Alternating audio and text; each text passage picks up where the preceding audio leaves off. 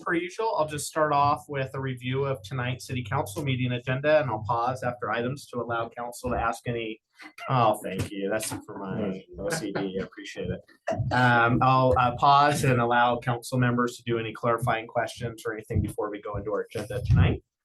All right, so we'll do the typical calls for changes to the agendas. We'll do public comment. Just so council knows, we have not received any signups online. I have asked Jeff to kind of, be on his toes and make sure to sign people up so that we have a smooth process tonight for people who decide to show up to testify. From there, we'll move ahead to our consent agenda. The items on that agenda tonight is our city council meeting minutes for January 16th, 2024 meeting, as well as the Oregon business Oregon funding for the Alder Creek water treatment plant membrane filtration. Presentations, we'll have an audit presentation for our fiscal year ending June 30th, 2023. And then new business, I haven't been pausing, so I hope nobody has any questions. Are you good? Okay. All right. I usually do. Yeah. New business, the creation of an advanced financing reimbursement district for 362nd Bell Street improvements. And then we'll round off this evening with a report from our city manager and our committee and council reports. Any questions on any items that will be on tonight's agenda? All right, with that said, let's move ahead to our work session where we have the representation from the Sandy Museum Historical Society, as well as the Sandy Area Chamber of Commerce.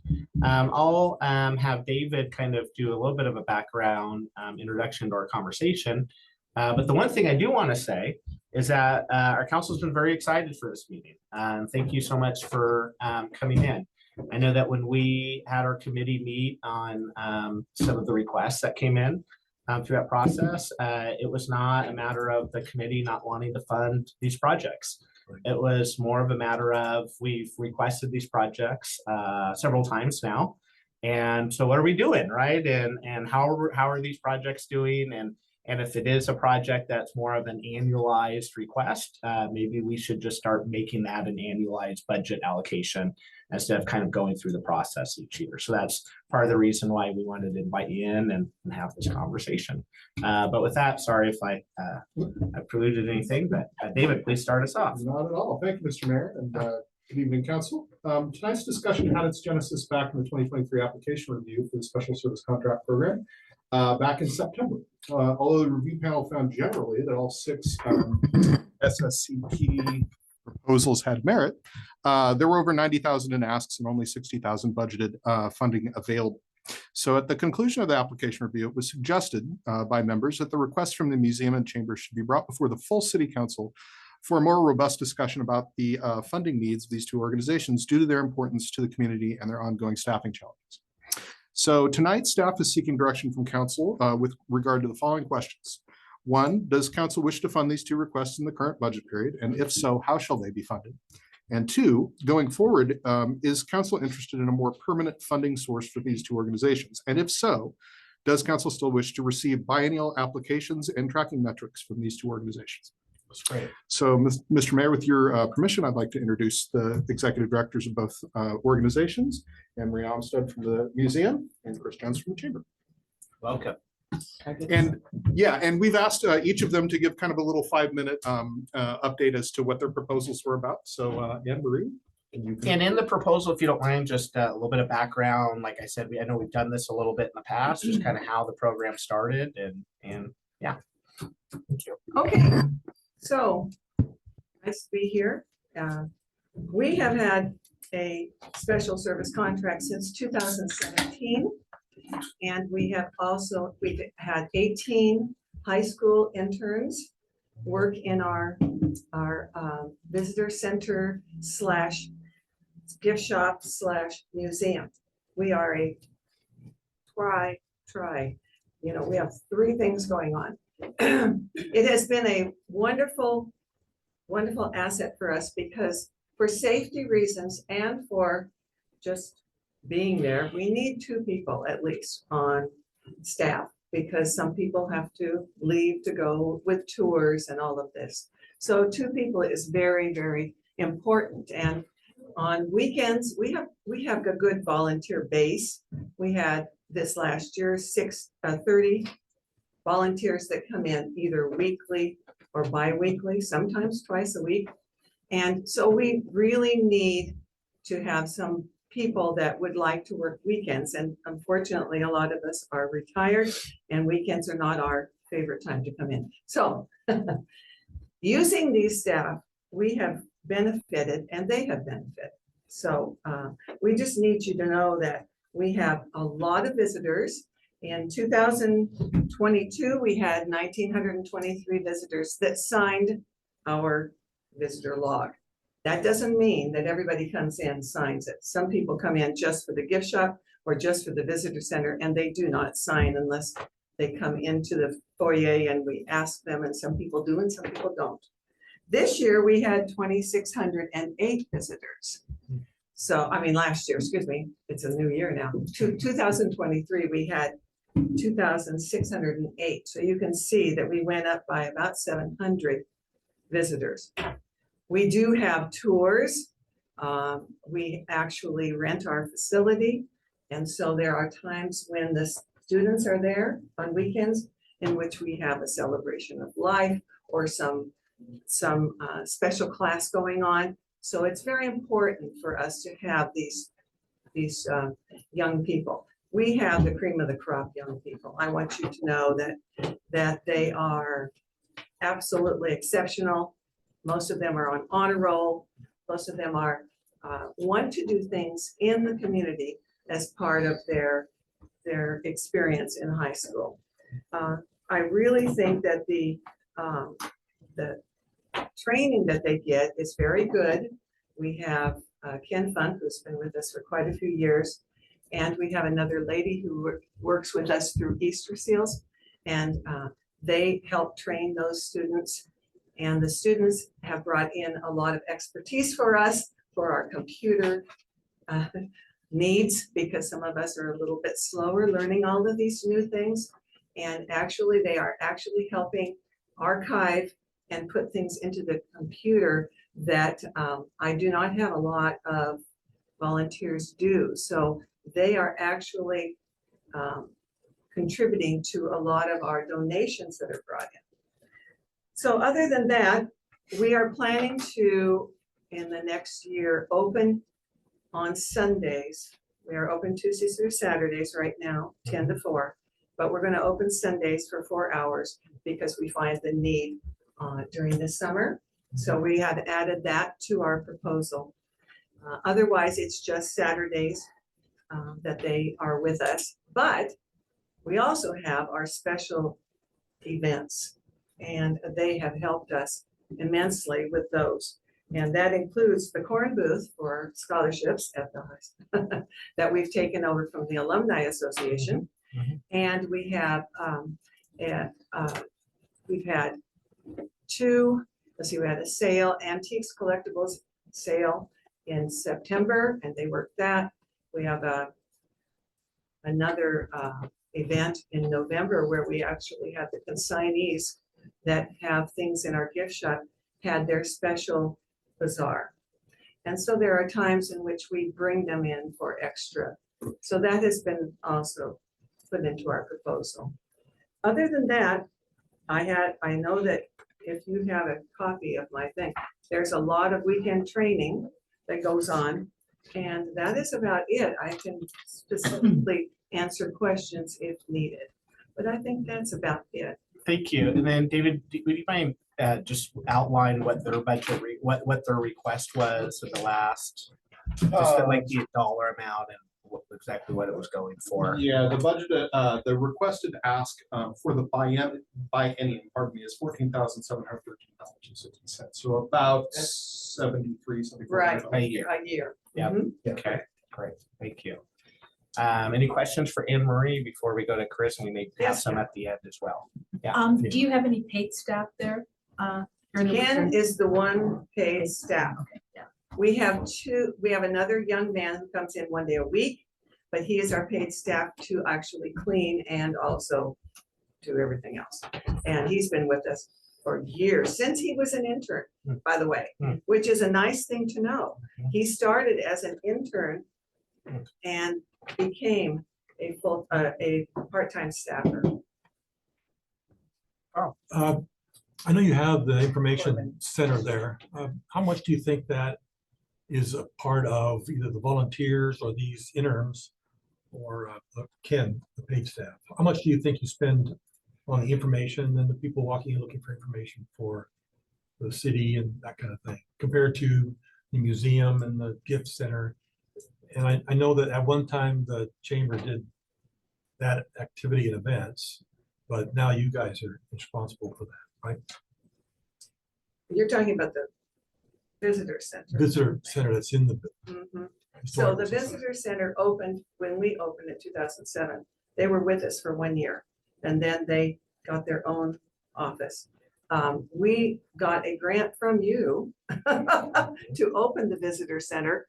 How many years ago was that? Maybe it was about 5 or 8. 6, Nope. 7 years ago. Yeah. And that, the cost of that isn't a lot, but the information that we get and give out is very important. And the youth, the staff and the youth actually, are able to give out a lot of that information. So I can't tell you exactly. And I believe that was in, I think that was a one-time grant though, right? It was, Yeah, it just was, making sure because that It was to establish the. established it, we have a large screen TV that actually showcases Sandy and some of the businesses in Sandy that are ours, that are actually part of our membership. They get a business membership and then they get to have information about their business on there. And then of course the brochures and things are given from all different sources. And and one part of it is our brochures that we get from different places. And then the next one is the Clackamas County actually has a kiosk with brochures in it. And then we get things from all over the state that are sent to us because we are a visitor center. Emery, do you get, are you able to pull any levers on funding from the county? I mean, does We Clackamas have in the County past. tourism and We have, those? Yeah. we have in the past. I haven't gotten one lately, Okay. but yes, we have. We've applied for quite a few grants and we are really starting to do that, as Kathleen knows. Yes. We are looking for a lot of grants because we would like to get a full-time director. That's great. Yeah. It's needed. We have grown so. Has there been much collaboration with what's going up the mountain? I guess all I know from what I read in the paper, my understanding is they are going through it. They had a retirement from a director or something. Yeah, well, they were, the Mountain Cultural Center was able to get funding from the county. And we tried years ago and we could never get it. So the county, the Clackamas County Heritage Commission that we are a part of is trying to get Clackamas County to actually get a bond or a tax, excuse me, not a bond, a tax that would give it to the arts, because we're not the only museum in Clackamas County that doesn't get funding. And there are many heritage sites and museums that would like to have some stable funding. Yeah. Multnomah County has it, so Troutdale gets it and all of them, but we do not get anything. I don't know how Lloyd Musser did it. He's the one who just retired, Yeah. but he got it. Yeah. But years ago we tried and it didn't happen. Well, is the funding that they were getting tourism money, or was it arts museum, art grants? You mean what did Mount Hood? Yeah, right. I'm not sure. And it could have been both. Well, some of it was for the building. I remember because they Right, added I on. remember that. That's years They ago. added on. But for operations, my question, I guess, and it's possible they, I'm sure Lloyd was writing grants, for Yes. whatever, dialing for dollars wherever they can get it. Right. But yeah, as I recall, and this is years, several years ago, I don't know what the status is, but Clackamas County did fund these, smaller visitor Arts, centers. And so Yeah. that's, they got money through that and we got money for a while. Yes, and- we did. You had money. for Yeah, that. right. It was either the chamber or the museum. Yeah. Yeah. Yeah, a lot of sites had it, and then they went into the kiosk thing. Right. And so And we that's, actually had a kiosk in the museum, Mhm. one of 3 in the whole county, Hmm. and then it quit. And The then electronic one. They Yeah. never, they never came and got it, took Yeah. it away and haven't brought it back again. So. No, we didn't get funding for that. We just said we'd have it. So right now, oh, please, Lori. Anne Marie, what would be your financial ask for a director if you were seeking one? What's the amount that you need? We're thinking at least 60,000. Annual. Annual, excuse me, yes, I'm sorry. Yes. Yeah. And I had told him that, I did know that Lloyd was retiring. And so, trying, when you have 2 museums fairly close together, trying to get, each an executive director, that's not a sustainable model. And so, trying to do something, might be an option there. It might be. Again, not necessarily from us, getting funding from us, but at least from a, It might Well, be. I guess what I would be interested in it though is Clackamas County supporting that museum because it's in a unincorporated part of Clackamas County, right? And if they're viewing it in that matter, I mean, to your point, I wonder if, not that the county's been very successful to work with. But if they were, you could be successful, maybe they put in a little something, we put in a little something and we get, I don't know. Mhm. Would that be a Should conversation I- you guys would even be up for? Some sort of, okay. This is when Thee's our president. Yeah. That's part of why we wanted you guys in, is we wanted to get a better feel for kind of what's going on with some of these really important local groups and what your kind of financial standing is, so that if we can assist in any way or help pull any levers, that's what we want to be a good community partner. Well, we appreciate your past too, that you've Yeah. done for us, and, yeah, we'd be very interested Okay. in seeking that. Cool. Well, what's going on with you, Chris? Yeah. Well, I had a little something written out, but I'm also like, okay, now I'm rethinking. No. Well, that's why we're doing this. I Like, like this is it. mine. I'm like, Yeah. I was told 3 minutes and I know I didn't even get there. We'll so- take your time. I got more time. Yeah, we want to hear from you. Well, first off, I'd like to introduce our 2024 Chamber Board President, Lacey Renard. All right. Hey, Lacey. Yay. Then, And Lacey's a champion of our Winterfest. If you guys didn't have the display, the Alpenrose was her family that really stepped up to do Really? that. So thank you. Right. Great. treasure. And then also Shannon Gibbons, who has been with us for 8 years now, Of course. and Good to see you. is currently running the VRC as our manager there and All right. doing all these wonderful things. So I was afraid that maybe I couldn't answer all those questions. So I wanted you to have a face to go with her, but also Shannon's been valuable to us for, it'll be 8 years next month, actually. And she's also does our marketing and all of that for us about 10 hours a week, which isn't much for as much work as she does. And then she's with the Business Recovery Center about 30 hours a week currently. And I know originally when we put in our service contract request, we had requested for becoming a destination marketing organization to work towards that, and a Travel 26 program that we were wanting to work with up 26 to get more people here and involved. And while that's our goal and we'd like to get there, we have bigger needs at this point. So I'm kind of glad we didn't get the other one and we have this opportunity here. I know we've been talking with Mayor Pulliam here for a while about the chamber and our funding, because we used to get funding from the county and from the city as well. And both of that was taken back from us about the time I started with the chamber before I got into my current role. So back then we were getting $30,000 more than we have for the past 8-9 years. And we've worked really hard to keep us, in the black, but sometimes, there's stuff comes up, and such as COVID, and you guys were also helpful during that time with us when we couldn't do our fundraising. We appreciate that. So what we're really needing now is staffing, as that's what we're all here for. So we also did open a business resource recovery center We have now switched to calling it a business resource center because we're kind of like we've come out of that recovery from COVID, and now we're that resource for people moving into that function.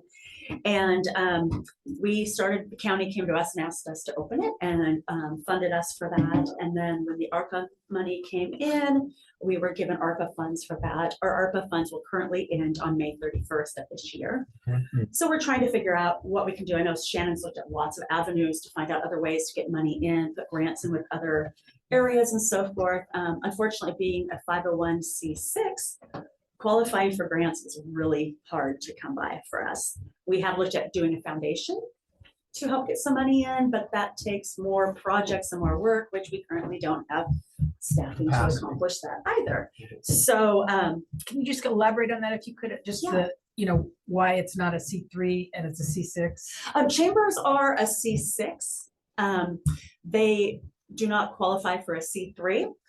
A lot of chambers get around that by doing a foundation, which takes a lot of work and auditing. I've sat through a lot of workshops with other chambers at various conferences, and some say do it, other ones say don't do it. It kind of brings in a lot more legal issues that can come up as well for the chambers. But a C6 could still get grants, right? I They mean, 'cause- can, but it's not as easy. There isn't very many open to them. Majority of what we're seeing, It's for something that targeted would work towards for the our C3. purpose. And a lot of them want you to have new projects. You can't say we need staffing, they want a new project. And a new project requires additional staffing to do that, plus what we've been currently doing. So it's, And a DMO doesn't solve that because I believe it's a C6 designation as well. right. So, we're kind of in that hard spot, but we really, the Business Resource Center it's been a blessing to us and the community. The connections we've made with the other chambers in the county and further out, and working with the county and the different organizations has been huge in our network of people and getting together with people. Chris, I'm just so sorry to interrupt. No. But just to be really forthright, Yeah. I think you're really going to need to educate us as a body on, and maybe Shannon can help with this, of what the Business Resource Center is, the Absolutely. successes in it. Like really, like what's the value of keeping this around in our community? Absolutely. Are you okay if Shannon speaks? Please, of course, yeah. And just to add on to that, I would just, because I'm aware of the Mount Hood Economic Development folks here that do the business, plans, work with businesses on business plans and all that. So I'm just curious how, this is different than that's offered in Gresham there, just. Yeah, and I can give you food for that. I mean, I can see a clear connection between the community values and the librarians and these sort of things. I don't see value proposition yet. You gotta sell me hard. Absolutely. So. Not to raise the pressure. I mean, they're just words, you Yeah, know? yeah. But we just don't- I need we success honestly, stories. I need to know how you helped people, what Yeah. business you changed, what value did you bring for that grant money that you already received? We don't interact with it. Yeah, Right, Right, understand so, that, yeah. absolutely. exactly. Thank you. Absolutely. But he said nicer. I was not prepared to speak. So I'm not. And you can remain Those who seated, know stay me, I do casual. not Yeah. prepared to speak. I get very nervous, but. This is just a work session, so Yeah. there's no pressure here. We're just talking. We are friendly. Yep. Seriously, just So- tell us why it's useful to somebody. Give me a case example or something, Well, I'll give a little background first. We opened, with the Clackamas County came to us, they used their CARES Act funding at the end of 2020 as a response to the pandemic. It was something that Washington County had already started with their CARES Act funding. Because they're a bigger county than Clackamas County, they get their federal funding straight to the county versus to the state first, as Clackamas County being a smaller county, it went through the state and then to the county. So it was a lot longer of a process. So by the time that they were ready to launch their business recovery centers, sorry, I believe June had been when Tigard had launched. So we had a few months of an example that we could look after for these. And the idea was that they wanted the chambers, knowing that they were already boots on the ground with businesses, to start doing outreach to see how are the businesses doing, what can we get to them, and see if we can help them with the SBA loans, with the PPP, and even things like PPE, talk about things with us. And so we were getting I would say most of the businesses in our area probably got a lot of their PPE from us. We had the hand sanitizer and masks, and we got the N95 masks, and we had a lot of that for a while. And so as the pandemic changed and as things were going, when the CARES Act funding was coming to an end, we had found out about an opportunity to apply for ARPA funds. So one of the things I think is the coolest about the Business Recovery Center is that we probably brought about, I don't know the math, I didn't prepare, but I would say at least $1 million into the business community in our area. And so when we found out that the senators and the representatives were going to be getting ARPA funding, they were able to do something that hadn't been done before in Oregon, which was they were going to be able to allocate their funding to their districts. And so I got like an email on I don't even know, a random morning, and we had a day to turn around to ask for funding. And so I wrote our Senator Chuck Thompson and asked if we could get a portion of that funding. And we ended up partnering with North Clackamas County, and I believe together we were awarded at 1.3 million about. And so what we did with the majority of that was we were able to turn that around, and we did business grants. So in Sandy, up through Mount Hood, and then in Boring, we were able to do grants for businesses that were impacted from COVID-19. And what was great about us being able to do that is I felt like having the chamber be in charge of the grants really cut out a middleman for some of the things, because we had experienced what it's like to wait for federal funding and state funding and then county funding. We've done a lot of funding waiting, and so which has been good because we found pretty creative. But we were able to give those grants kind of just with less strings attached, I guess, basically, for the businesses, as far as it was just for if you were affected by COVID. And they, of course, had to prove that. And we were able to become grantors ourselves. And we got to learn how to process grants. And so Chris and I learned how to work with like a submittable system in hopes that in the future we will be able to do grants again. That's something that we would love to be able to do to keep that as open for businesses. In addition to that, what the Business Resource Center does is that we are here for all businesses in our service area right now, which would have been Senator Thompson's service area. So we currently cover Boring up through Government Camp. And any business, so it doesn't need to be a chamber of business, can come to us, and we can help them with different resources. We've been able to connect them to marketing campaigns or accounting help, legal help. It kind of just depends on what their need is. And I feel like it's been really valuable for our business community and some of the things that we've been able to help different businesses with. And with that, it's given me the opportunity to, as Chris said, search for more funding or different ways that we can help the businesses. So for example, we currently are working with Travel Oregon, and this is something that just closed. So so it's a little bit fresh. But we were able to, it's called the Digital Marketing Boost Program, and we're working with a marketing company called Pregame, and they are going to be doing one-on-one digital marketing assessments with 10 of our area businesses. And then they will be doing an implementation of at least $1,500 of what they see is the most needed. And I was able to get travel funding to cover the $1,500 per business in total. So in kind is just my time from the chamber in the Business Resource Center. And in the end, after a year, they will return in the spring of 2025 and check back up on those businesses. One that I feel comfortable using as an example is Whippersnappers is one that will be participating in that, and also a business that we were able to give a grant to during our grant cycle as well. So that's been a relationship that's been great to have, because we have been able to have somebody that we can talk to about what's going on with businesses, but then also who will help advocate with us. We've been able to build those different relationships. So currently we're trying to find funding for businesses that were impacted by the weather. And so getting Whippersnappers help with that to see how were they impacted so that we can start getting that going. And so tomorrow I'm attending a meeting with the county in hopes that we'll hear more about those, about if we can help businesses that were impacted this past January. So that was a lot, but we've got a lot going on. We're about to do a second job fair. We hosted the first job fair in the fall for the area. It was a free job fair for businesses that was pretty well attended at Sandy High School, and I think that's it. So take us through the relationship then, right? So you're underneath the chamber umbrella. You're your own designated organization. If so, are you a C6 receiver? You're right. Like, what is that? What's the relationship?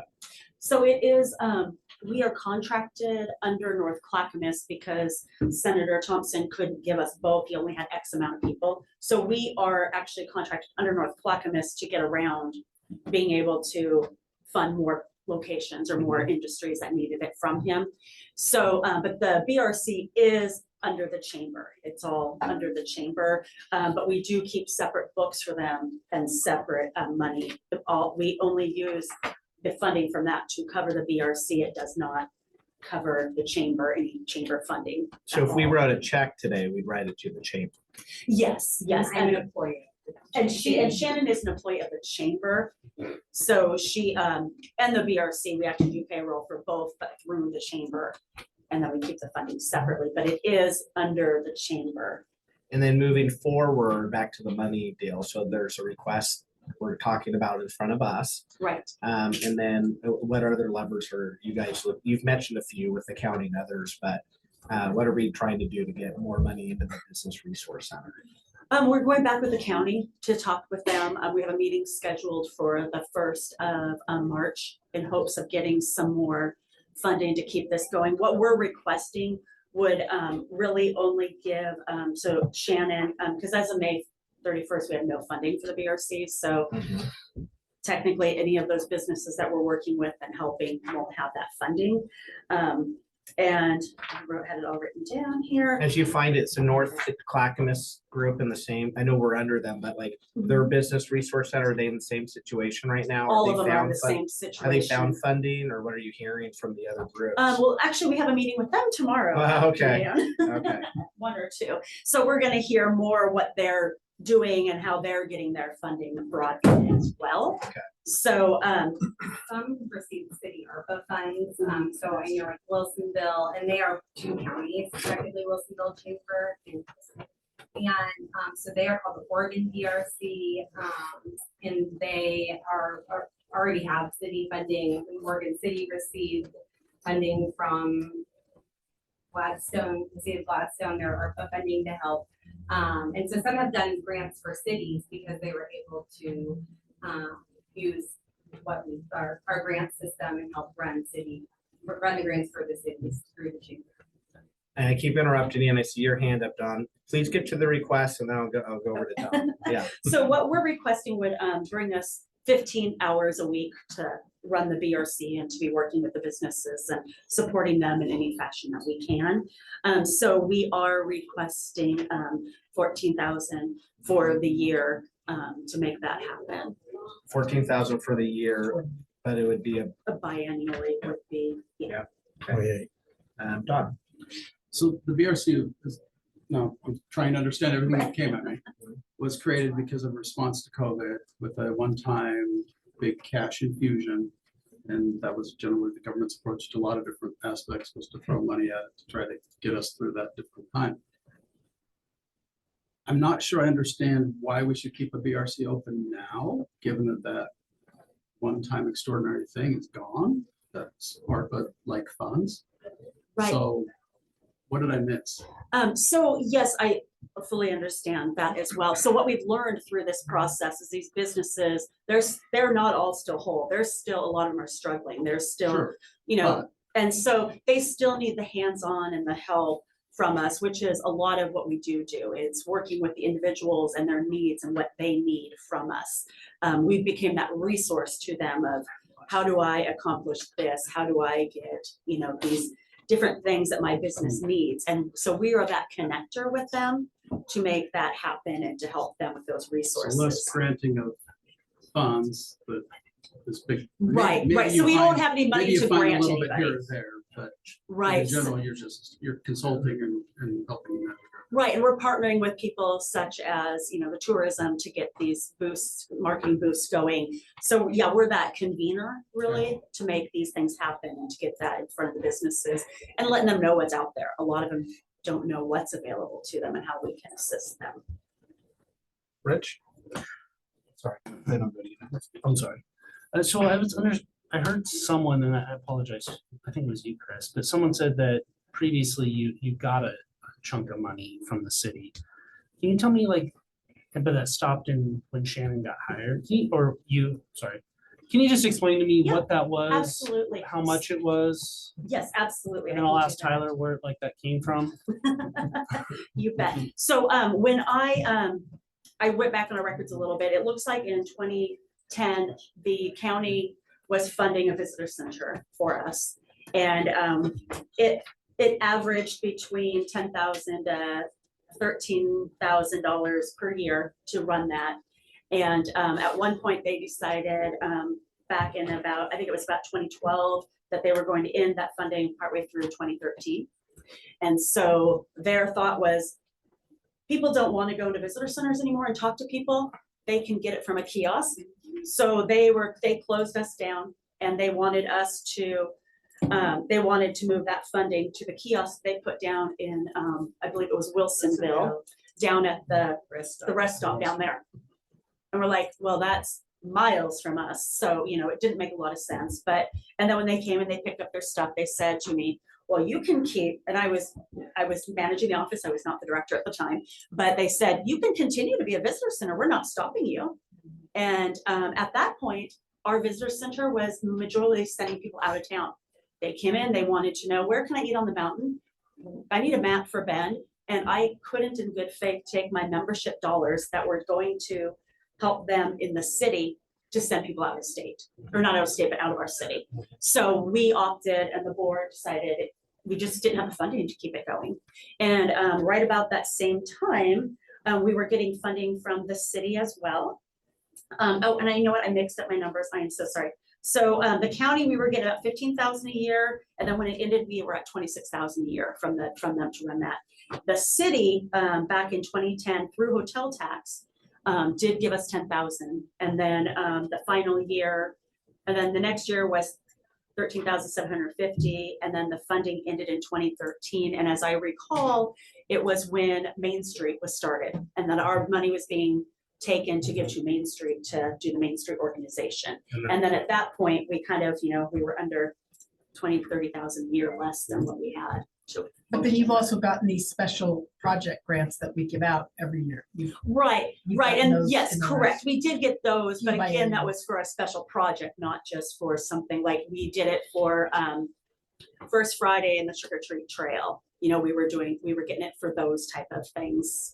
We had, you know, specific contract items that we were doing. It wasn't general funding like it had been prior to the visitor center. Then did you have another question? Yeah, my question is, you know, I guess it's not a question, but I know the Mount Hood Economic Development, and it's out of Mount Hood College, community college and stuff. They do, you know, that's their job, is to kind of work with local businesses on business plans, marketing, all that kind of thing. And so trying to have one of those in each little community seems, you know, aspirational, but again, trying to cover everybody's staffing costs, probably not realistic. So that's the concern I have, is trying of kind of duplicating services that are being offered in Gresham, is when, you know, but that said, I guess one of the things, and of course, I used to run the visitor center that was a partnership between the county and the Forest Service and the chamber on the Mount Hood Chamber.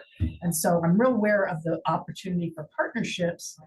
And I think, you know, some of the feedback I gave when we were looking at these different grants, because historically the chamber and the museum were in, you know, and the city threw like 300,000 towards the museum to cut, you know, to help get that built and have the chamber, which was upstairs before, into the museum, you know, so because they had a need for staff space. And so there was this great partnership to have the chamber and the museum kind of providing those services, covering staffing costs for providing tours and giving out information and, you know, checking people out at the gift shop or whatever. And so it was a neat idea. It didn't, there was some issues with it. And so it didn't last more than about a year and a half, 2 years, much to my disappointment, because I feel like in those situations, you know, these small nonprofits don't have the, you know, ability to kind of fundraise to do, you know, to have staffing and the coverage. And so partnering with others to kind of cover that, that's kind of how we, you know, the Forest Service couldn't afford a visitor center up at Zigzag. So that's kind of how things were covered. And so I'm just curious about, and then when you talk about getting the city money, I guess what I see is things like the Winterfest. You know, there's such a need in our community and in the city. We're really, our economic development folks are talking about tourism and how do we get tourists to shop here and eat here and all that other kind of thing. And how can we, it's sort of like a Venn diagram. Here's what the museum does great, and here's what the chamber does great, and here's what the city's interests are. And so where's the kind of common ground overlap between those three things? And you know, and I think it has to do with tourism and business, you know, helping our businesses out and helping visitor information and Sandy history. But I'm trying to kind of figure out, and I think in that Venn diagram, the overlap could be a lot of different things, you know, and it could be, you know, helping us market the Winterfest, or I don't know what, you know, sky's the limit, I think. But that's, I guess I thought, that was the feedback that I gave when we looked at these proposals. And I'm less inclined to keep funding the same organization for their staffing costs every year, because every nonprofit in Sandy has that need to cover their, you know, annual operating costs. And I'm more interested in how can we partner and, like I said, leverage each other's interests and common ground to kind of, I'm more interested in funding that kind of effort rather than, you know, something that's just really either the responsibility of the chamber or the Mount Hood Economic Development folks or whatever. I guess that's the opportunity I see. And I thought that this workshop, you know, my suggestion was let's get together and talk about where those interests overlap and what kind of needs we have in this community to help with our marketing and our business, you know, businesses and things like that. Right. And I think one important thing to understand is there's a saying in the chamber world, if you've seen one chamber, you've seen one chamber. I understand that Mount Hood Chamber was more into the tourism and working that piece. Our chamber isn't all about tourism. Ours is more about the economic development and helping our businesses thrive through other means too, not just tourism. So great. Yeah, so I think that's where we're kind of. I guess what we're trying to communicate is where our funding interests are is in tourism. Okay, right. Or maybe something else that hasn't been. Right. It's gotta have a clear value proposition. Or promotion of it. And I totally see your hand up. I'm coming to you. Like I heard, for example, like I think very highly of Shannon and her marketing skill set, right? And I heard, you know, 13 hours. That's where Shannon's putting her time. And I guess what we're saying is like, we love you and Shannon in the chamber, but I think I speak for a lot of us when I say with giving funding, we would prefer to see Shannon spending a lot more time than 13 hours promoting the tourism and the businesses and the things and the winter fests and the mountain festivals are the things that draw people to the city. Now, with that said, please hand up. I want to hear what you say. But that's just something that's gonna. You want to go first? Not Shannon, then you. So we're saying that we're not interested in funding something that helps our local businesses. We're only interested.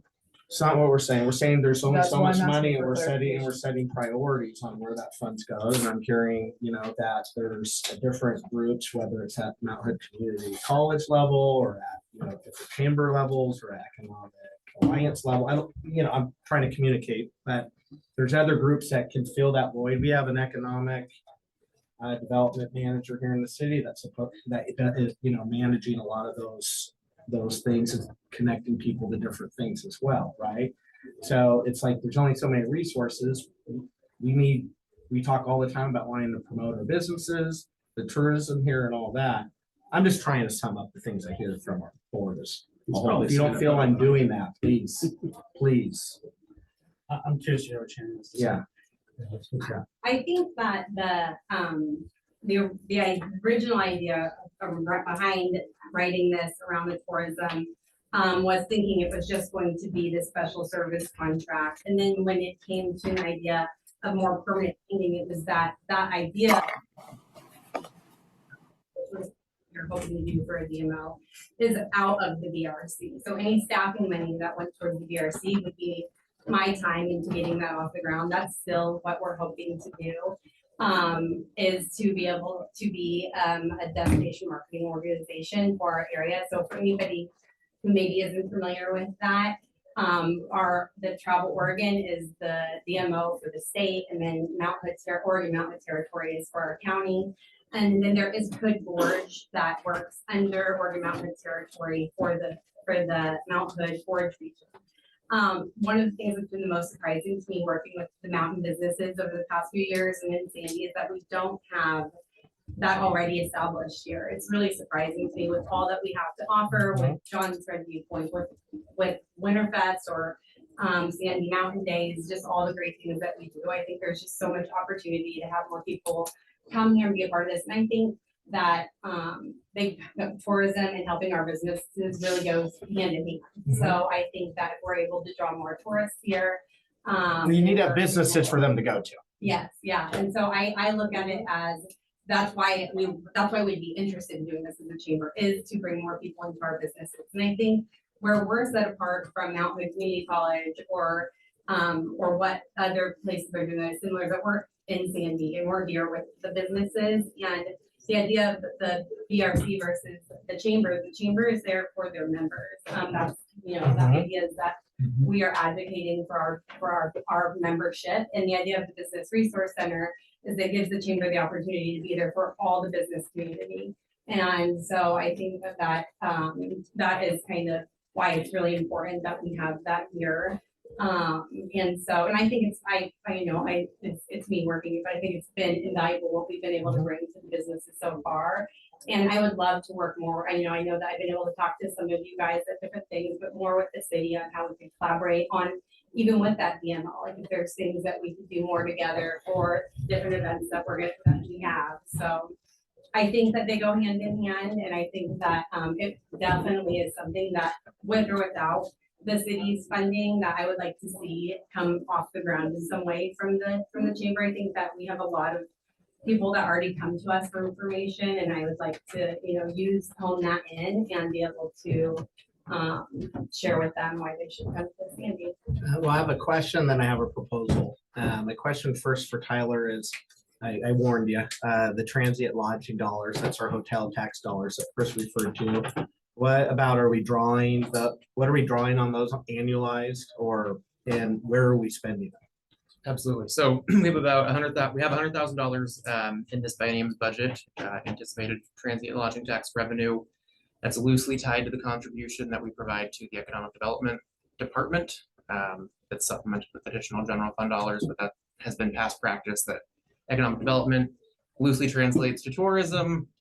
TRT, transient room tax, should go towards tourism, and so we've made that sort of correlation in the past. If we continue to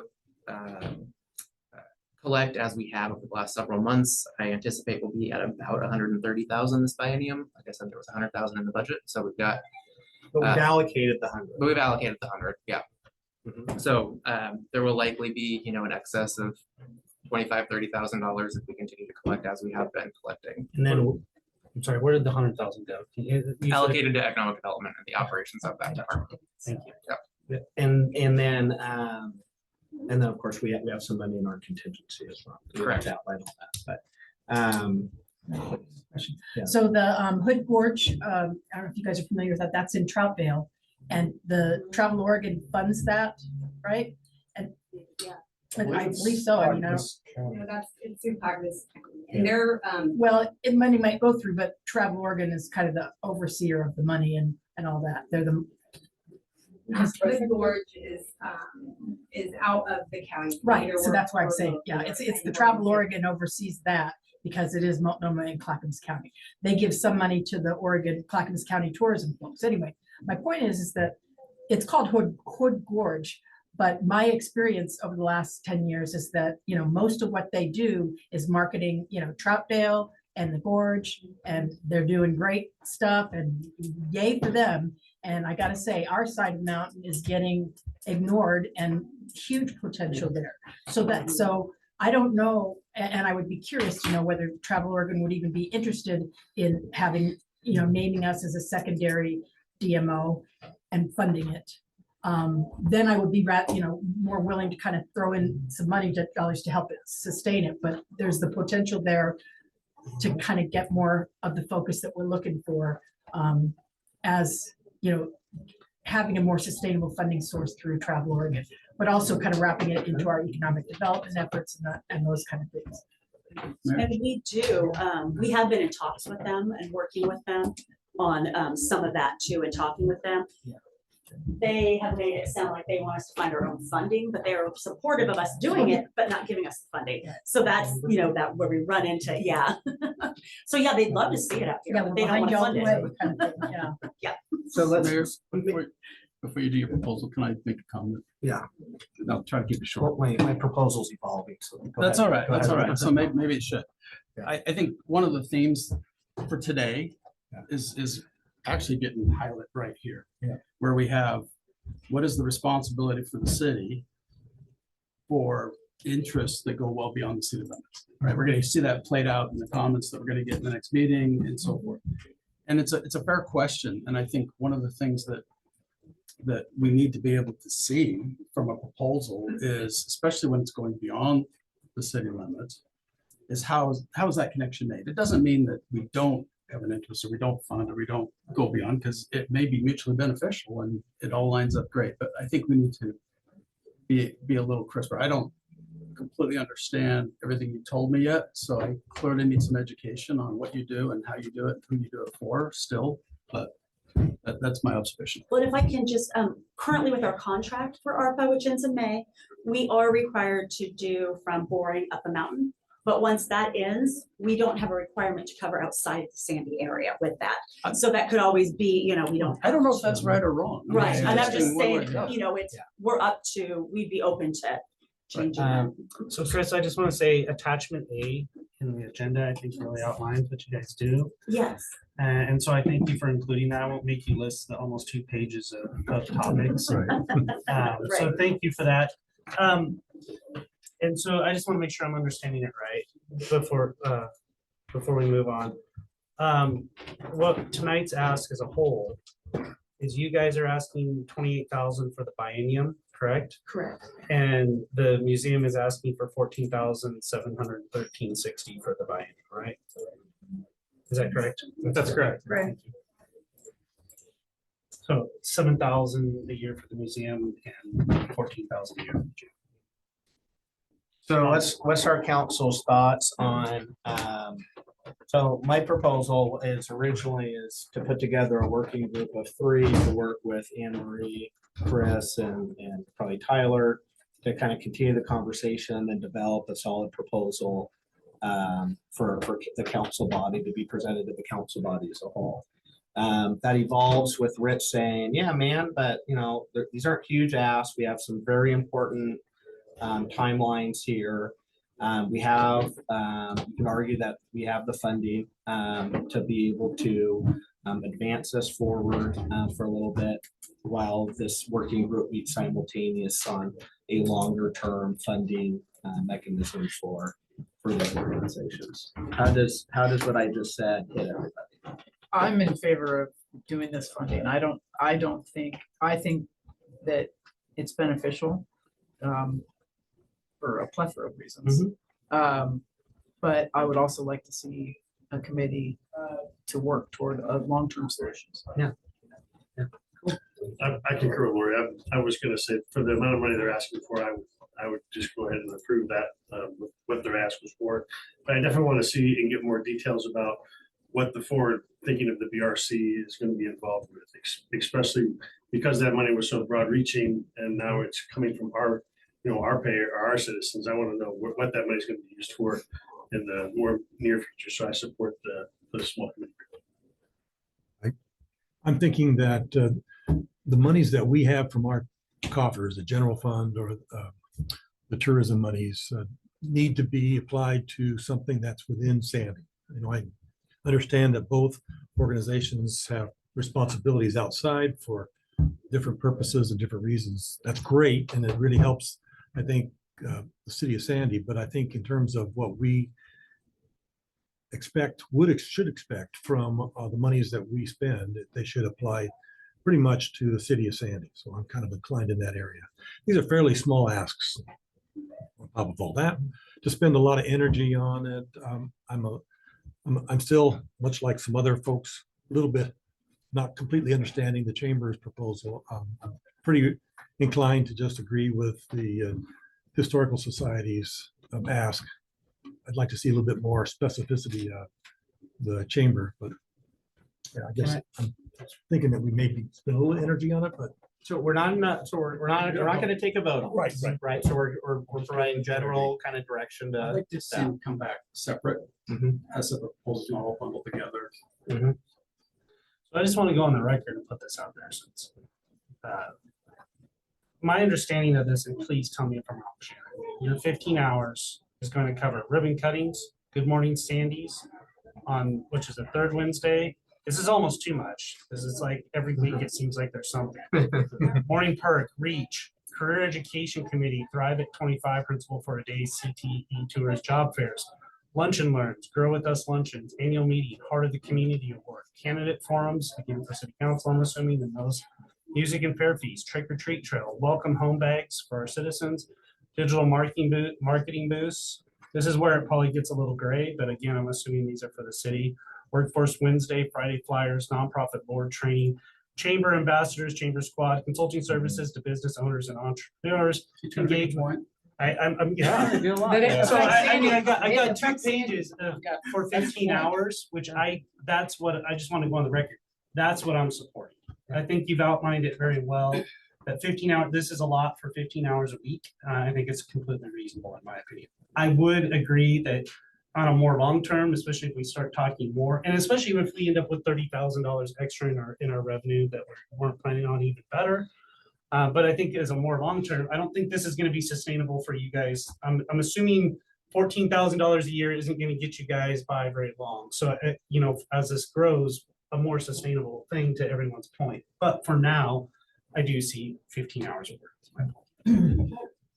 And I will say that this is part of Shannon's, and part of we all, I said we all, we do together, too, but this does play into Shannon's for 10 hours and that 15 for the 25, yes. We'll work to put together that committee. Tyler, as far as the funding goes, I mean, you know where to look for it. But awesome. Yeah. Okay. And I guess I will just have my part is that we're doing a police audit, and I would be silly if it didn't reveal that we need more police officers. And we have, our Parks and Rec department with the Winterfest, we've burnt them out completely with Winterfest and just all the other things that we're expecting them to do with the amount of staffing, which has not changed at all hardly over the years. And so we have a need for more staff. We have a need for, our economic development stuff to grow. And so we're a business too. And so trying to kind of, and I get it, it's only $43,000, a biennium, but that's, half of a position here basically. So I am mindful of that. And I do, believe that there's some overlap and some synergy that we could do if we work together, but it has to be a lot more focused for me to kind of really support it. And it would benefit, I think, both your organizations to do that. Thank you so much for coming in tonight and letting us put you on the spot and that whole deal. And thank you. I know it's not easy. We really appreciate it. And for somebody that wasn't prepared to public speak, You you did knocked it great. out fine. I I mean, come on. I, Don't sell for yourself one, short. am very grateful for a work session that did not have a PowerPoint, so. Yeah, right. And then we're like right on the nose here. So we're going to Another go to reason work to get out session. too. Let's go to the restroom, go out, try to get back about it in 5 minutes. Yeah. Okay, let's get this council meeting going. I'll call this meeting to order. Hello, everybody. Join me for the Pledge of Allegiance. I pledge allegiance to the flag of the United States of America and to the republic for which it stands, one nation under God, indivisible, with liberty and justice for all. All right, welcome. Per tradition, I will start with a review of tonight's agenda. I'll be calling on any proposed changes to tonight's agenda. We'll then be getting into the public comment portion of the meeting. That is the opportunity for public comment at that time. You're allowed 3 minutes per person. I'll get into the instructions then. Then we'll go into the response to previous comments, which I don't believe we've had any, right? So we have no response prepared. That's correct. Okay. Then we'll go to the consent agenda, which has our city council meeting minutes from our January 16th, 2024 meeting. Business Oregon funding for Alder Creek Water Treatment Plant membrane filtration. A presentation, audit presentation for the fiscal year ended on June 30th, 2023. And our new business, the creation of an advanced financing reimbursement district for 362nd and Bell Street improvements. And then we'll round off our evening with a report from the city manager and committee and council reports. With that, Jeff, you can call the roll. Yes, Mayor. Councilor Mayden. Present. Councilor Smallwood. Here. Councilor Sheldon. Here. Councilor Walker. Here. Councilor Exner. Here. Councilor Hopkinson. Here. Mayor Pulliam. Here. All right, thank you. With that, I will call for any proposed changes to tonight's agenda. I would just like a clarification that on the consent agenda, if you could just summarize that project, you know, what everybody's consenting to, because it's a pretty big.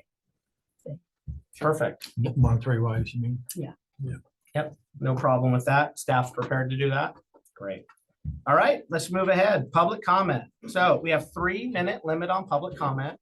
The council welcomes your comments at this time. I will call on each person when it's your turn to speak for up to 3 minutes. So I have the list up here. I'm going to go through and I'm going to call people's names to come up and testify. If you're attending the meeting in person, please submit your comment sign-up form to the city recorder before the regular meeting begins at 7 p.m. Forms are available on the table next to the council chambers door. If you're attending the meeting via Zoom, please complete the online comment sign-up web form by 4 p.m. the day of the meeting. Should discuss or past that. Okay, so I have some yields up here. We haven't done yields. We don't normally do yields. And if I go through here, I mean, one for Ms. Lendry would go for several minutes, which is great. Kind of the solution that I'm putting forward tonight is that we will call on everybody individually, do 3 minutes, and then I'm going to provide 6 minutes to Miss Amy Hardesty and Miss Shauna Lendry as I figure they're probably proposed to give a little bit longer remarks tonight with the yields. So I want to allow for that, but within a reasonable time limit. So we'll do 3 minutes for everybody and then 6 minutes for those 2 individuals. What I do want to ask though, with that new kind of thing I'm telling everybody right now, is there any individuals who wanted, and I'm going to keep the 6 minutes for those 2, but are there any individuals who wrote on here that they signed up and wanted to yield their time that would like their time back? Okay, yep, no problem. So that's how we'll proceed then. Why don't we go ahead and start with, and I don't mean to put you on the spot, but why don't we go ahead and start with Amy Hardesty? And Jeff, why don't we give 6 minutes, and then when do you usually warn people of the time? Usually 20 seconds left. He'll give you 20 seconds. Please state your name and address for the record, and welcome. Thanks, guys. I'm Amy Hardesty. I will email my address to the city recorder if that's okay. Okay. It's supposed to be. We've allowed people to We do allow that. that, and we haven't signed up on the All right. Thank you. I'm the executive director for the D31 Foundation, and we do all of the planning and execution of National Night Out. We do a lot of the fundraising for Shop with a Cop, as well as the Community Kindness Program. But tonight I am here as a community member. And first of all, I wanted to say I truly respect how hard each of your jobs is and how seriously you guys take it. Stan, I've watched you for nearly 30 years grow into this role, and I know that you take it seriously and you raise your family here and care about this community. And Tyler, I can only imagine the weight on your shoulders stepping into this new role. And while I disagree with the decision, I admire the role that you play here in our community. And council, you guys are our neighbors, and I'm thankful for the volunteer work that you do. Stan, I know you're a volunteer as well, so thank you guys. My dad always said, if you never ask, the answer is always no. And so I carry that with me here tonight.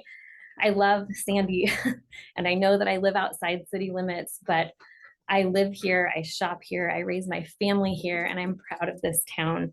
I want what's best for this town. I do not believe that the appointment of Gary Jensen for police chief is the right thing for our town.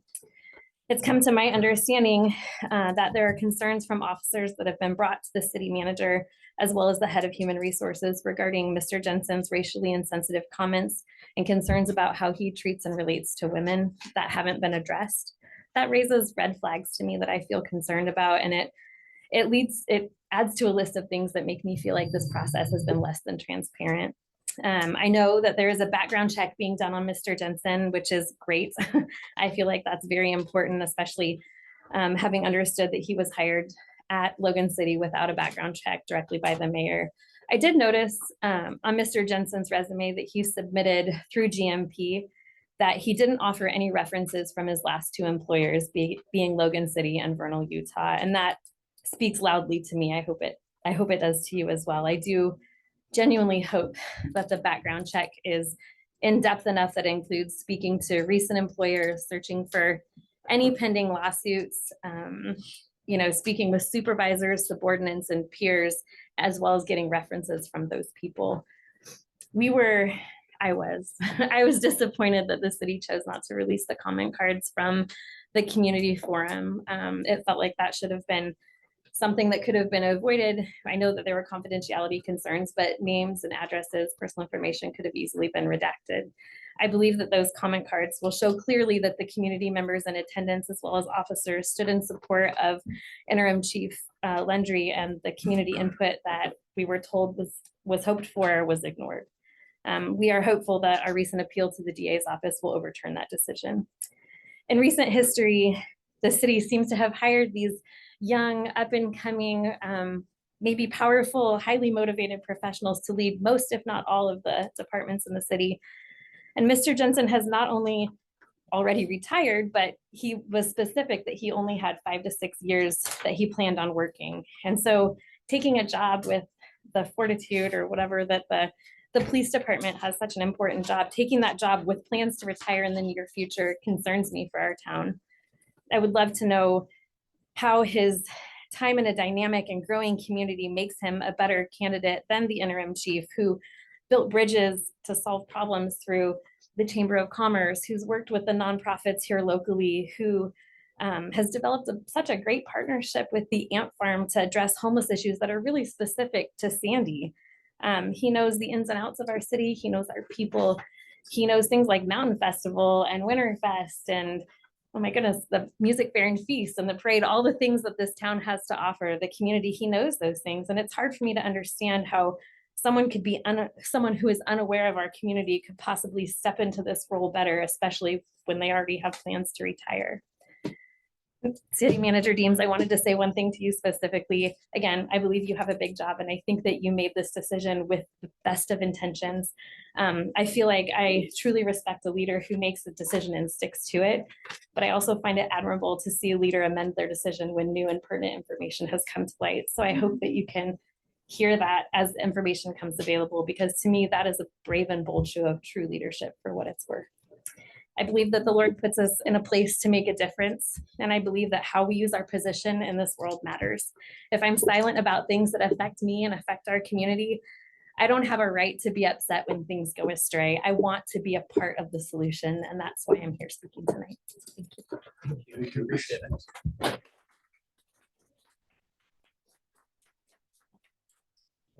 Yes. I know some of the people are going to submit their addresses in the future to the recorder. Can we at least have them say, are they in the city or out of the city? As a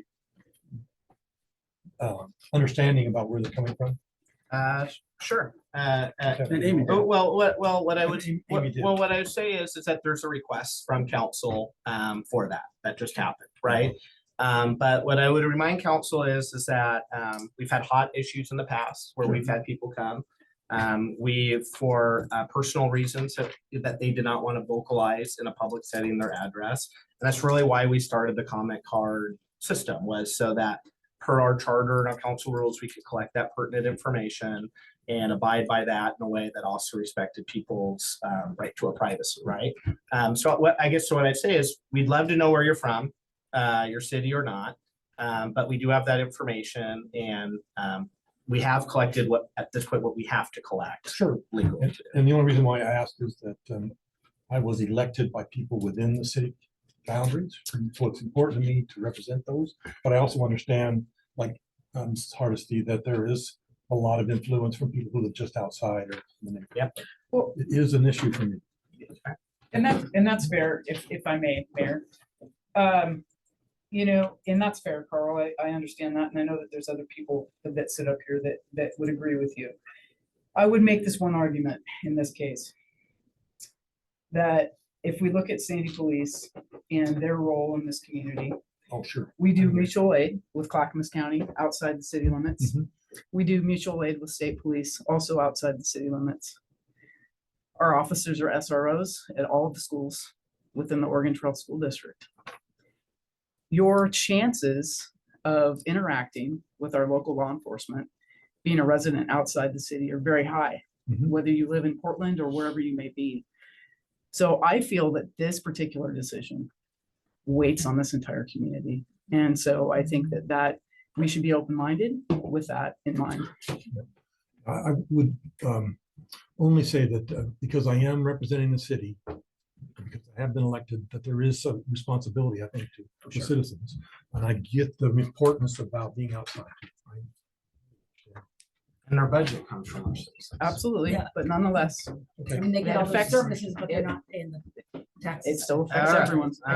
All right, let's move it out. Or public comment, not council. I didn't start it. All right. Next on the list, let's go to Ms. Faith Stewart. Hi, my name is Faith Stewart, and I emailed my address to the city recorder already. Can I pass it? Can I have you take it? So you can follow along.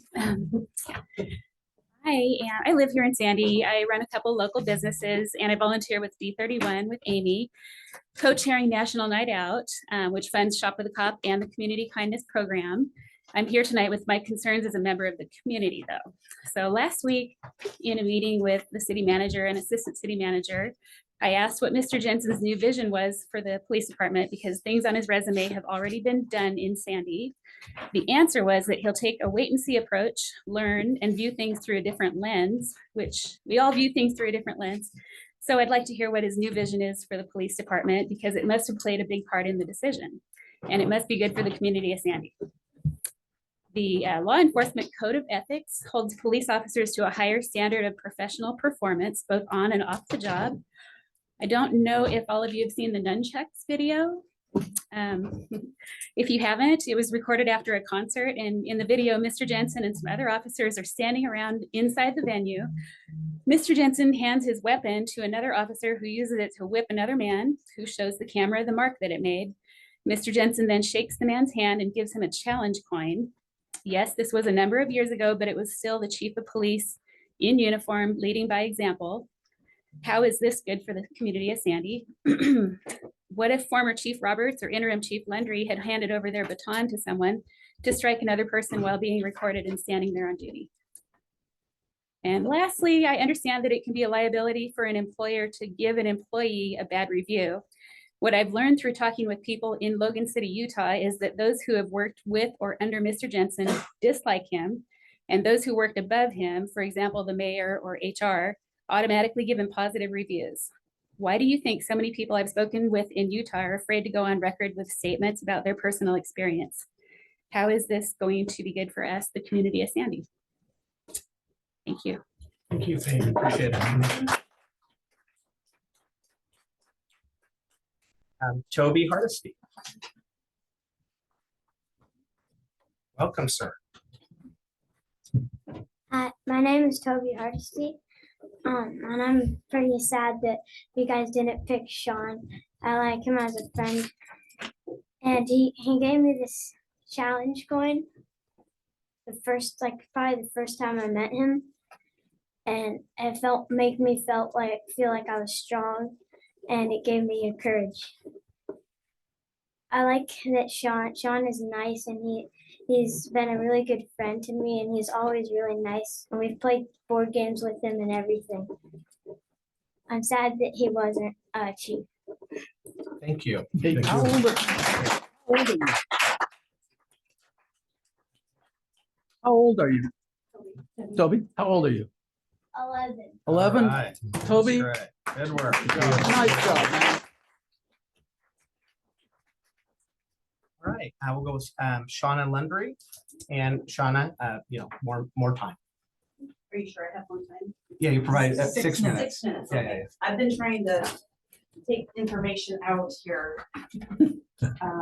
I'm not starting yet. Please don't start. No, no, no, no. I have made copies in case anybody wants my words. Mhm. So that they're in the right context. Sure, thank you.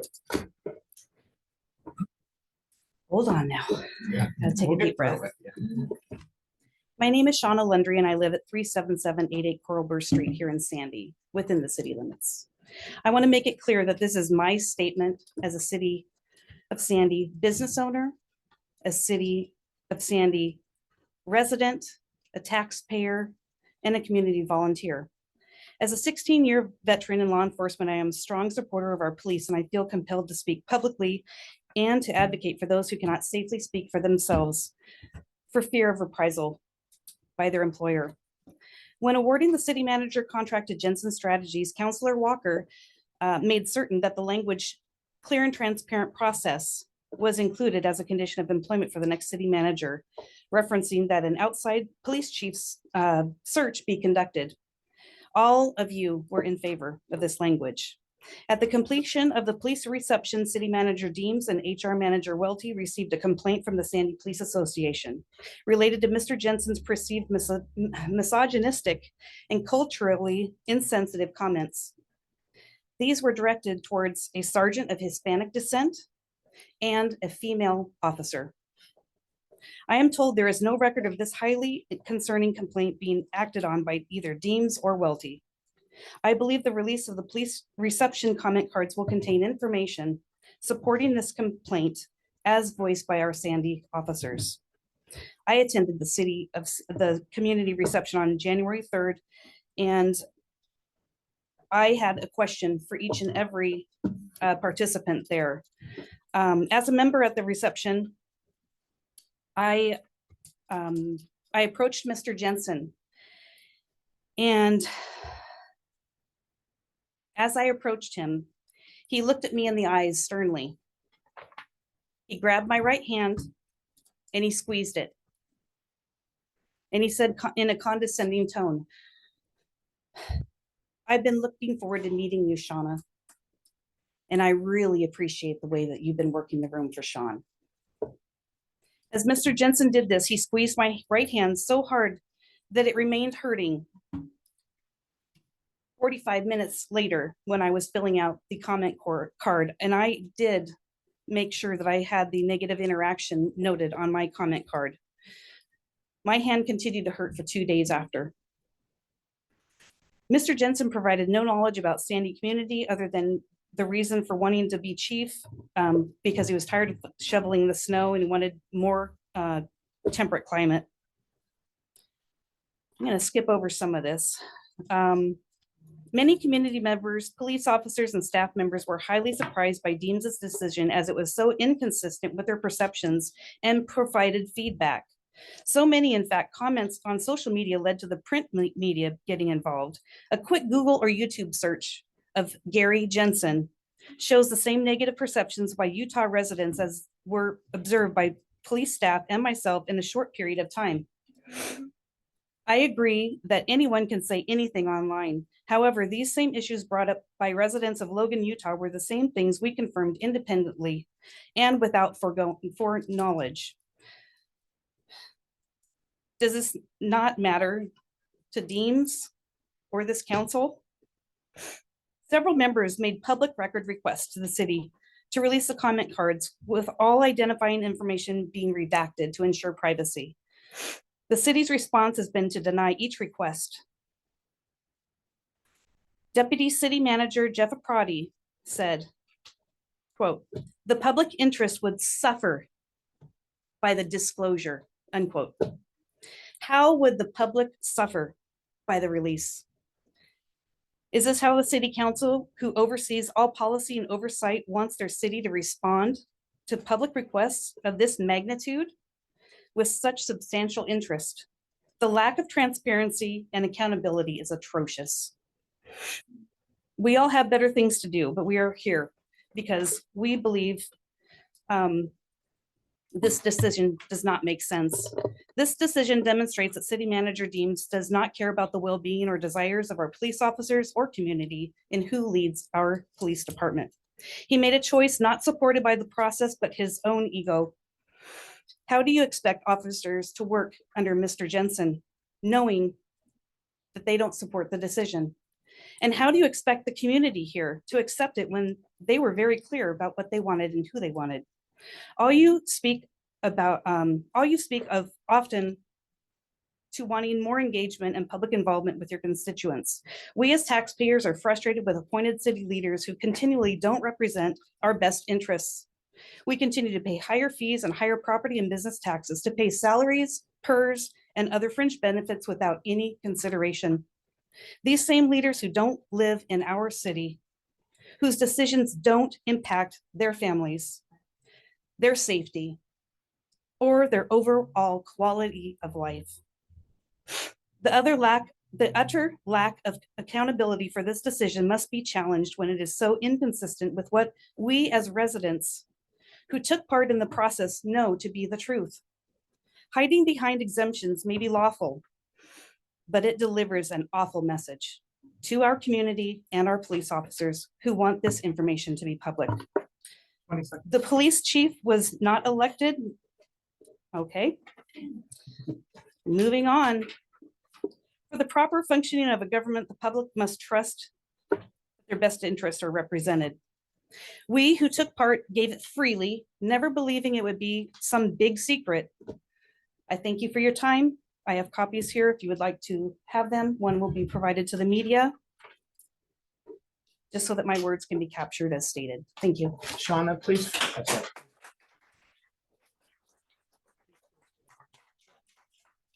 Ask the same thing. Thank you. Yeah, there's copies for. You could each of just, us. if you want to just pass them, we'll pass I don't them. know, if there's, I don't know how many are there. If you don't have enough, just make sure, Give them to you. make sure at least The one goes last here. one goes Yeah. to Jeff for We'll get distribution. copies all around. And I have a question. My name was mentioned and I'm not sure what, Yes. what. You wanted a clear, Yeah, clear and transparent. clear and something like that. transparent process. And that's what was That's that? when we approved the city manager. That's all. Yeah. Just saying that you'd asked for that. You was asked for all. that in the Yeah. city And manager. that was granted. We did. Thank you, Shauna. Sure, here. All right, Lori Piles. I haven't read it yet. We'll need an extra. Sorry. So, no, you're fine. We're trying to do. No big deal. Lori, Lori Piles. So I want to start out by saying again, I appreciate all of you guys for your time because I know it is a volunteer position. You don't get paid for this. And I did live in city limits up until a little about a year ago, so I did vote for you. But I did move out of city limits, so. so this is your fault. Wait a minute here Sorry. now. Where are we going with this? The things I have to talk about is I've noticed over the years of coming here, just started back when Kim was a chief and Bill King was the mayor, and just the processes and watching the community just start to not trust, it seems like, the council. Just not, they don't feel like their voices are being heard. And I think the majority of it, for me, started during the pool fiasco. The place was packed. I mean, there were so many offers to help, so many things to give, and yeah, it is what it is. And then now we have, the residential stuff that has been blowing up, and then with this police chief now also, I was amazed at the results because I was there at the meeting and the meet and greet, asking why a retired chief would want to come out of retirement when he was very well stated in multiple articles how he loved being on retirement. This is what he wanted to do. So why come all the way from Utah to Sandy here? Why give up your retirement and change the course of your family's life? And when asked what, he was planning on doing with that, he stated, well, he would work kind of closely with, the next chief coming up. And, he doesn't know how long he's gonna be here, but so now we're just gonna be back in that same boat again. And we already had a chief laundry or interim chief laundry working up to this position in the first place. So now it's kind of gone full circle and he's gonna come in and work with another person to bring them up, and it just confuses me, is all. I walked around and met with a bunch of people, talked to them. The consensus seemed very confirming that Landry was who Sandy wanted as their chief. He's well rooted with the community. He's well established already. He's done the work. He's just what we needed. And I just kind of amazed at it, and hopefully it can be changed. So. Thank you, Lori. Appreciate it.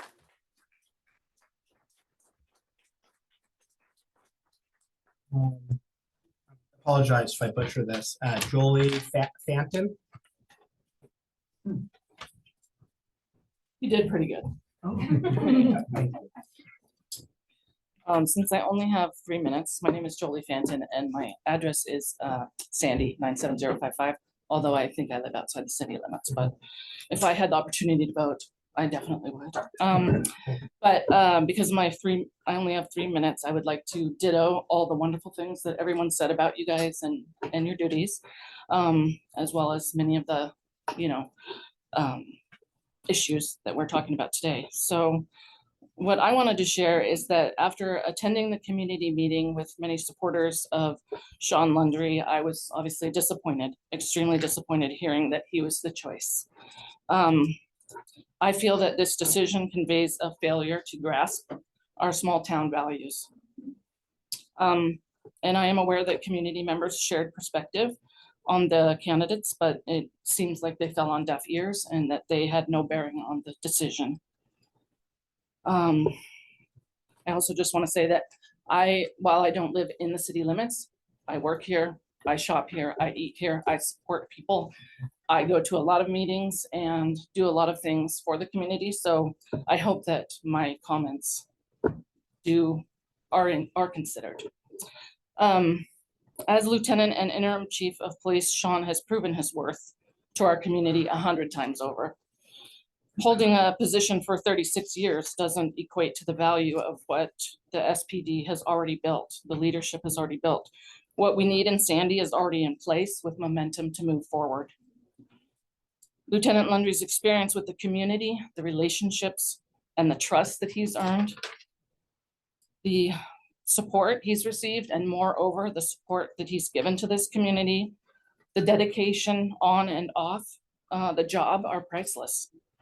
These being the most important ideals in a leader, and without them, all you have is a department out of touch with itself and its people. Moving forward with Gary, I believe is a mistake for the future of this community on so many levels. Bringing someone from out of state with no investment or understanding, he'll be hard pressed, I think, to give Sandy anything close to the love and dedication that Mr. Landry and his team have given. After speaking to Gary and reviewing information from publications and online things, I have no confidence in his capacity to make good decisions, his standards of virtue and values, or his potential community involvement. I don't feel that Gary's past behavior, nor his characteristics or his values are what Sandy needs from a chief of police. For these reasons and many more, it just doesn't make sense why you would choose someone from out of state. We have someone ready and willing to take the place that you already picked as an interim. And he's proved himself. I hope that you will reconsider your decision after conducting your due diligence on Gary, and I appreciate your time, respectfully. Thank you.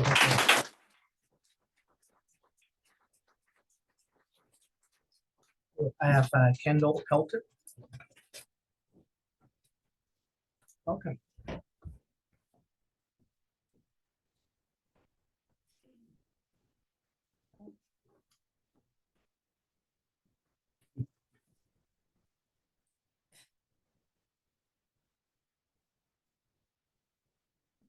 My name's Kendall. I live in the city of Sandy.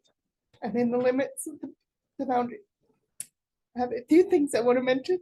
They're a little bit personal, which is this. I have experience with Officer Landry, not in my personal choices, but as in a parent of a youth. Pardon me, Officer Landry walked through that process with me for several years. And that doesn't just mean in my home, but that means through the county, through the legal system that we had to go through helping me as a parent find my child on the street or pick him up in Welch's, because that's where he ended up. Helped me find my child in another town, not even close to here, to help us get to a much better place. And I will tell you, my son is doing phenomenal. He is clean and sober for 3 years. He is starting his own business. Had I not had the support of an officer that cared as much about our family as he did, because I know there are some officers in this district that don't have that. I engaged with many of them, trust me. I went through many 911 call operators that were very rude and disconnected. But when you have somebody that's willing to step in and say, this is my job, I see you need help, I'll do what I can. As a parent that's raising a youth in this community, that's huge. I don't know what decision was made to understand that the person that was chosen was a good fit for the ethics of this town. I'm not sure. I would like some clarity on that. I would also like to know, he's already said he's retired. What's the longevity of this person?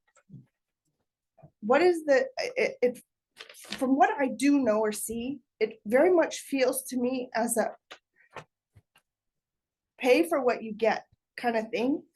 I don't know what budgets were put out there. I don't know what anybody's pay request was, but I feel as though we already have somebody, and I get it. You have to put it out to bid to get the legal stuff taken care of. That's fine. And if Officer Landry's not your person, that's great. But we should be finding somebody that fits the ethics of our town, the goals of our town, that has longevity, that has knowledge or connection ability to go not only within our community. What has NUMPA said? Has anybody talked to NUMPA and said, what are your thoughts? Have you talked to these people? Had you made these connections? Because NUMPA is vital to this community and our youth. Has anybody made that connection with the county? If we don't, it's a huge disconnect. I'll tell you, as a parent that's been through the system, it's beyond hard.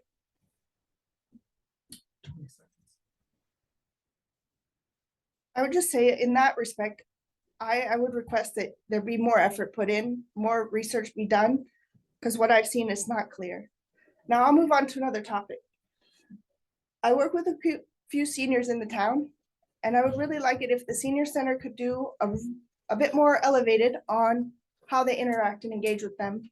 In that if the city council wants to have a meeting, please don't take their time. Please don't have Carol Cohen call them a couple hours before and say, you can come, but your activity is going to be downstairs and there's no parking for you.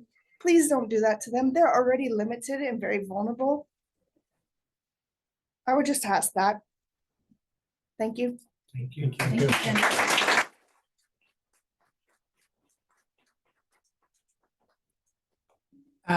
So that's what I have signed up. I did want to return to my earlier statement though, and provide an opportunity for anybody that has filled out a comment card but thought they'd yield their time. Maybe you showed up today and you're like, wow, I really do not want to testify to the Sandy City Council, but you've seen others do it and you have more confidence and see that we're not a bunch of killers up here, and if you'd like to do it, we want to hear from you. So I want to provide that opportunity for anybody else who'd like to come up to the podium. Yes, sir, please.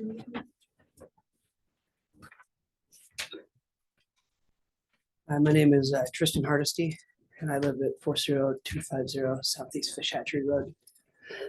I don't know a ton about Gary Jensen. I only know what I've been told and what I've been around. So I will not be mentioning his character. What I would like to talk about is the character of our chief, our interim chief right now, Sean Landry. I spent time with the Sandy Police Department in a simulation, and I cannot tell you, that was so much fun. Getting to see them in operation, on duty, and then be able to interact with them as a friend afterward was encouraging and cool to see. And it was a lot of extra fun to be able to kind of mess with them. Sean has always shown to be a strong believer in his community, and I have seen nothing but a pure heart when it comes to serving.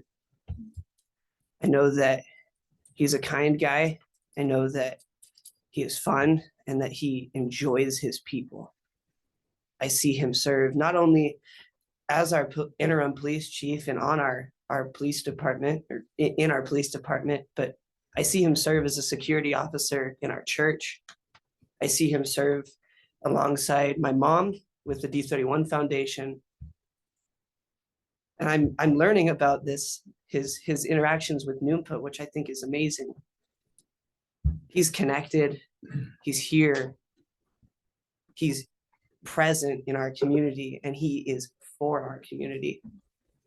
I think that it's a powerful statement to show how far his effect on us goes when we see him interacting. I don't want a distant leader. I don't want someone that is here, but only kind of. I want someone that invests, goes out of their way off duty and on duty. Like, he looked in another town for your son, correct? That's not his, that's not here. He's invested in our people. It's beautiful to see his commitment to us. Thank you guys for your time. Thank you.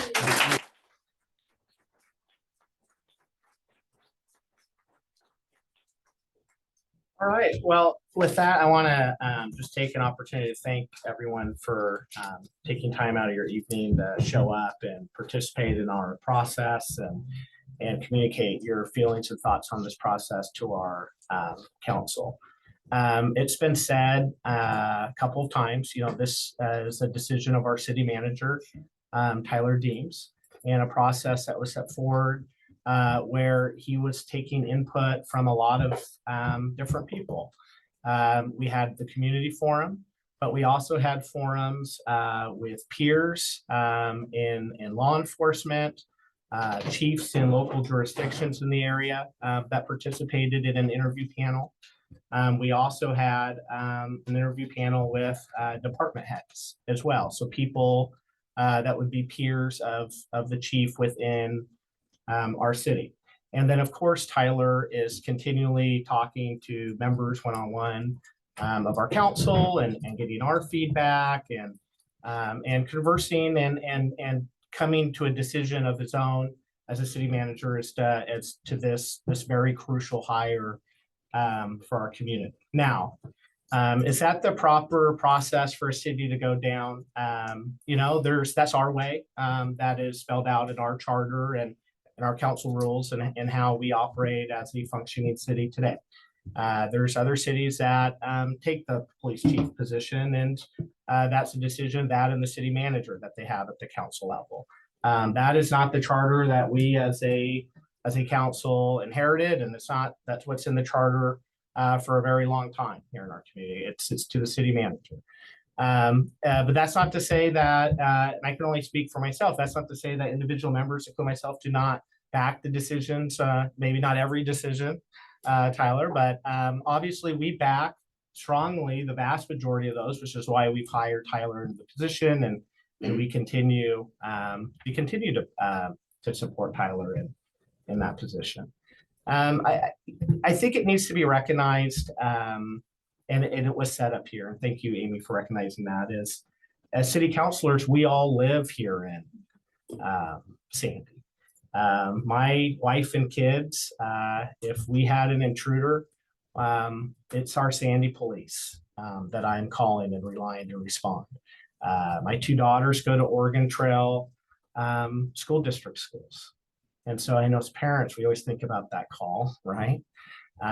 It is my kids' school. You know, they go to schools that Sandy police respond to. So we take this very seriously. As we give the input to Tyler, and we take responsibility for those decisions as well. I'm quoted as supporting a decision of the direction that Tyler went. My challenge, and it's not that it's my place to challenge anyone in this room. You guys are outstanding community members. And it needs to be said that the background check is still going forward. There's interviews on site going on. We can't go too far into the process, but there is a thorough background check going on where we're looking into a lot of different, this is HR related. And so unfortunately, there's just so much that we cannot respond to, both with the individual that was selected, as well as person that currently works in our department that's brought up tonight. There's just, I know there's calls for lack of transparency, and you want more information. And it's not that we don't want to provide all that information all the time, but there is a lot. And I think when you look into your own professional backgrounds and maybe some of your own work history, some of the things that we all go through individually, we don't always want being shared out in the public view. There's those same protections here at the city level. But going back to the challenge, I would just say, no matter where all this ends up, the challenge is we all have a responsibility once we're at the table to remain at the table, right? And to think about the things that brought us to the table. Everyone really cares about this community. Everyone up here does, everyone out there does. You're involved in community organizations. You started community organizations because you care about this community. And through those, you've developed a wonderful relationship with our current leadership at the police. And I think that's outstanding. But that leadership we still owe it to our community, no matter what happens going forward, to work together and to put our community first and find ways, if we agree or disagree, but to make the most positive outcomes that we can, no matter where we're at on how we got here. And so going forward, I hear a lot of the calls of trying to get even more transparent and more communicative to the public. My hope is that we answer that call. It's a goal of mine. I'm motivated to answer that call, but please, no matter what happens going forward, I would ask that you stay at the table and stay to be a major part of this community, because there's a lot of good things going on, a lot of it because of the current leadership in our police department, and a lot of it because of the leadership within our community and all of you. So thank you. Yes. Yeah, any other, Don? Hey, thanks. First of all, thank you all for showing up. You've restored my faith. I'm a little cynical, and I've given up on Facebook as a means of motivating people, and yet here you are. So my faith is restored that people care enough to come out to a meeting. So thank you for being here. Second of all, I want to, having participated in the process as a member of that leadership panel, I got to sit and listen to the three candidates, and I drew my own impressions. Now, what went on in City Manager Tyler's head when he made his final decision, I can't go there. That's his decision. But I can share a few thoughts that I have within those parameters about where we ended up. And the most impressive thing that I think we really need to state is we had three incredible candidates. So this is not a referendum on the acting chief Landry to say he wasn't up. He was in that top three category. He got selected to the final three through this broad process. So I think that's an important thing to take away. The second thing is that we use a common process, same sort of process that many municipalities throughout the Northwest use. We used for lack of better words, a headhunter or a recruitment firm. They have their own processes and screenings. They cast the net very far to get as many candidates as they can. And then we kind of follow their process as we go through it. And that includes these workshops and things like that, the community outreach and so forth. It's a process, and processes aren't perfect, but they're designed to be pretty good and better than random. That's why we use processes. So we use that process. There was a statement made at one point that said, well, why didn't you just promote from within? That's a more normal course of action. And maybe that's an option, and a lot of times you just do. You groom and you promote somebody from within, and you go that way. But one of the things that I've heard personally from a couple people in both in law enforcement and outside is that somebody who goes through a process like this and gets selected knows that they earned it. It wasn't gifted, it wasn't handed to them. And because of that, when we were first looking at Chief Roberts' retirement, that is why the council wanted to have this process in place. We wanted the next chief to get there on their merits. So that all played out. Now, the comment that came up a few times is about Gary Jensen's retirement and is effectively his age. As an old guy, I don't want to be discriminated against because of my age. I don't want to not be able to interview for a job and be denied it, even if I was qualified, because I'm nearing retirement or I retired from a job. And from an HR perspective, you can't. I mean, there's just some HR rules that you have to do. So some of the issues that you bring up don't play into an HR decision. They can't. So when we go through the panel, I sat on the leadership panel. There were 2 police chiefs from Clackamas County. There was a union representative. Councilor Mayton was on it with me. And we had a list of 10 questions, 9 of which just kind of, pretty generic questions. And each candidate answered the questions. And then we asked follow-ups and we drew conclusions. So here's my conclusions on Gary Jensen. He was the only one of the 3 who's actually served as a chief. Experience-wise, he wins. Check the box. He exhibited the most emotional intelligence. Now, some of your comments that you bring up today about your interactions with Chief Lundry are things that I don't know about. So I only can comment on what I sat in the thing. But he did talk about experiences working with officers that have involved in shootings and very emotional trauma. And he seemed to express a strong sensitivity to being able to understand how being involved in that sort of aspect can be scarring and it needs to be dealt with in an appropriate fashion. So for me, he scored high in the emotional intelligence category. And last of the 3 that I wanted to mention, he'd managed a lot of women. He'd hired women, he'd recruited women. Of his own, I hear the snickers because I understand the comments that you're quoting from social media and other sources. Nevertheless, I can only tell you what I heard and what I based my comments on, right? And that is, when I asked him about it, he goes, women bring a different perspective to the force. Once again, going back to emotional intelligence. He seemed to understand that a diverse workforce, a diverse police force was valuable. And that's something that I personally have been very much in favor of for a long time.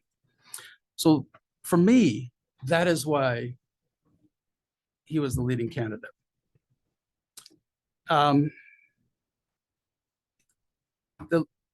One other thing that occurred during that meeting, because when you're waiting for candidates, you have time. And we have 2 police chiefs in there, and I got the chance to ask them questions because I'm not a police chief. I don't know. So one of the things that I was concerned about, and you've expressed that as well, is he's not from here.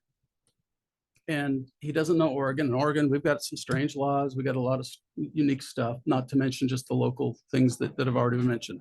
So I asked the 2 chiefs, I said, how concerned should we be that he's not from here? Should we score him different because of that? And the 2 chiefs emphatically said, absolutely not.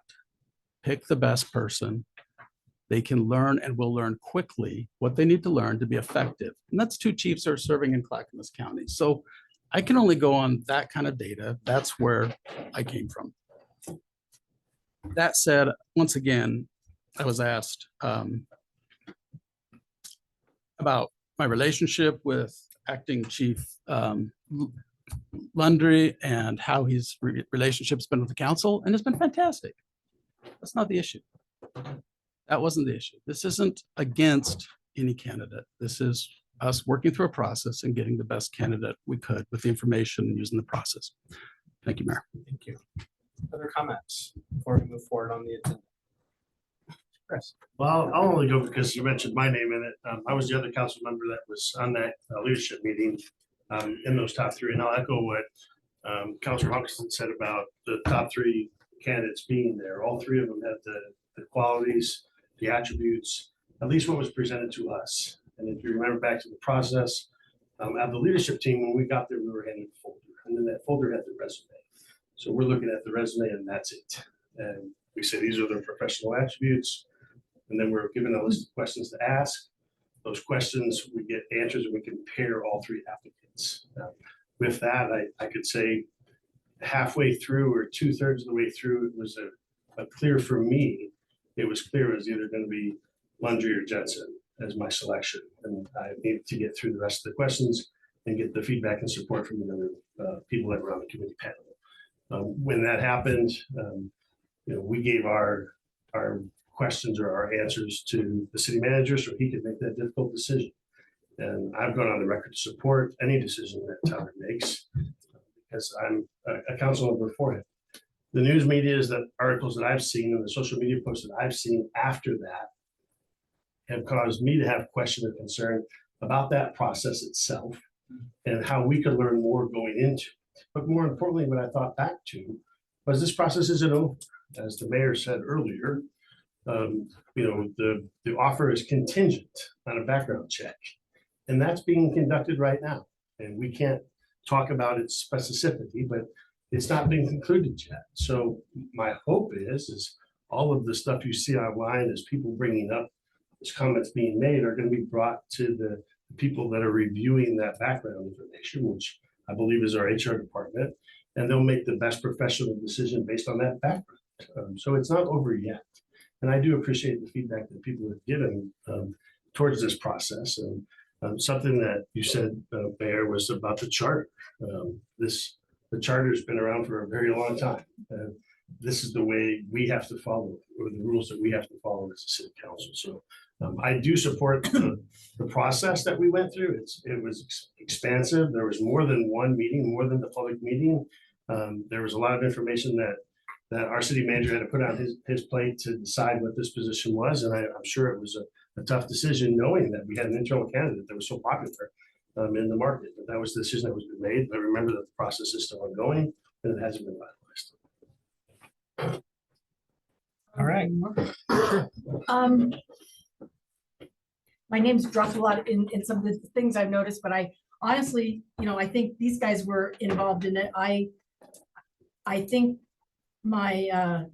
this quote that you mentioned about the city manager position when we were doing that, the position for police chief is paid, I think I looked it up and it starts at 114,000, goes up to 120 something, whatever. It's a six-figure salary. And in my mind, as a professional or who's retired now, but having a six-figure salary, I would echo what Don said. It's very important, and what Mayor said, is that it's very important that anyone applying for that job can assume that they are the best candidate. And acting Chief Lundry has an excellent reputation. I don't know him that well, but I do know, till this weekend, I'm across the street from the last homicide in Sandy. Homicide, not murder. So I guess we had one this weekend. It's sad that you know the difference in definition. I got corrected by he's like, it wasn't a murder, it's a homicide, so I had to get schooled on that. But anyway, that said, I have so much admiration for our Sandy Police Department. They're awesome. I'm always impressed with how much they do. They take the extra mile. They are so warm and caring about the community. I've been to the D31 events and all that. So that said, when we were doing the city manager search, it was my interest, and I think to the community's benefit, to do a nationwide search to get the best we can.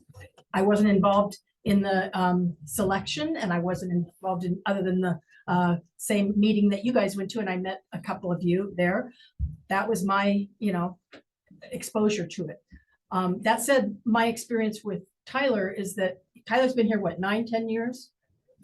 As the, and, deputy city manager, so that experience, finance director, and head of HR. So I feel like he has, so part of, and I don't know if everybody here reads Facebook and does admit to it, but I'm one of the few counselors that will admit and post on Facebook about, but I did read that stuff, and I felt really, I totally understand how devastated Acting Chief Landry is, his family, his friends, folks at his church, everybody, that he didn't get the position. I can feel that. I can read it in all your comments, and I really, sympathize with that. And I also feel like City Manager Deems had a very difficult decision to make. And like Mayor has said, there's a lot of information that you're not privy to, I'm not privy to, not entitled to. And so some of that stuff, expecting all that to be part of the transparent process is not really fair to the people that are applying for jobs here for Sandy. So I think I give him that credit. And I also do respect his experience and his opinions. And I do support his decision in this. Like they said, there will be a background check.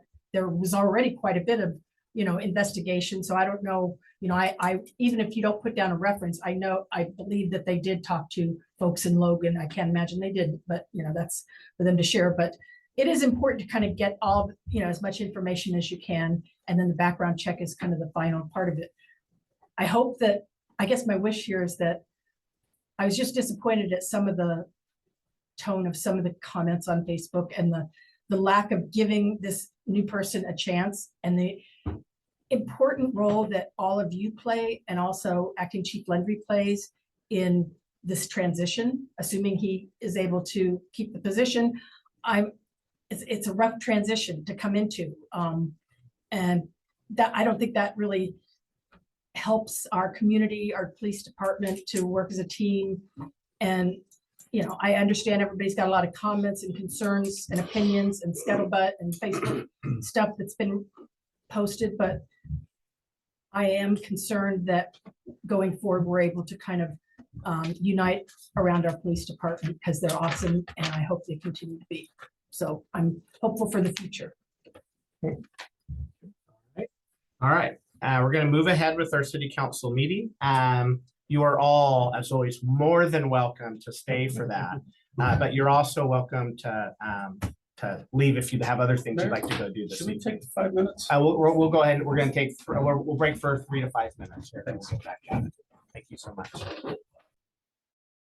All right, we're back and going. Let's get to the consent agenda. We have our city council meeting minutes from the January 16th meeting, but we also have the Business Oregon funding for Alder Creek Water Treatment Plant membrane filtration, which Jenny's here to provide a little bit more background information on as we proceed into our consent agenda.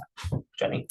Thank you, Mayor. We're here tonight to decide whether to authorize the city manager to execute loan agreement B24004 with Business Oregon to fund improvements at Alder Creek Water Treatment Plant for membrane filtration improvements.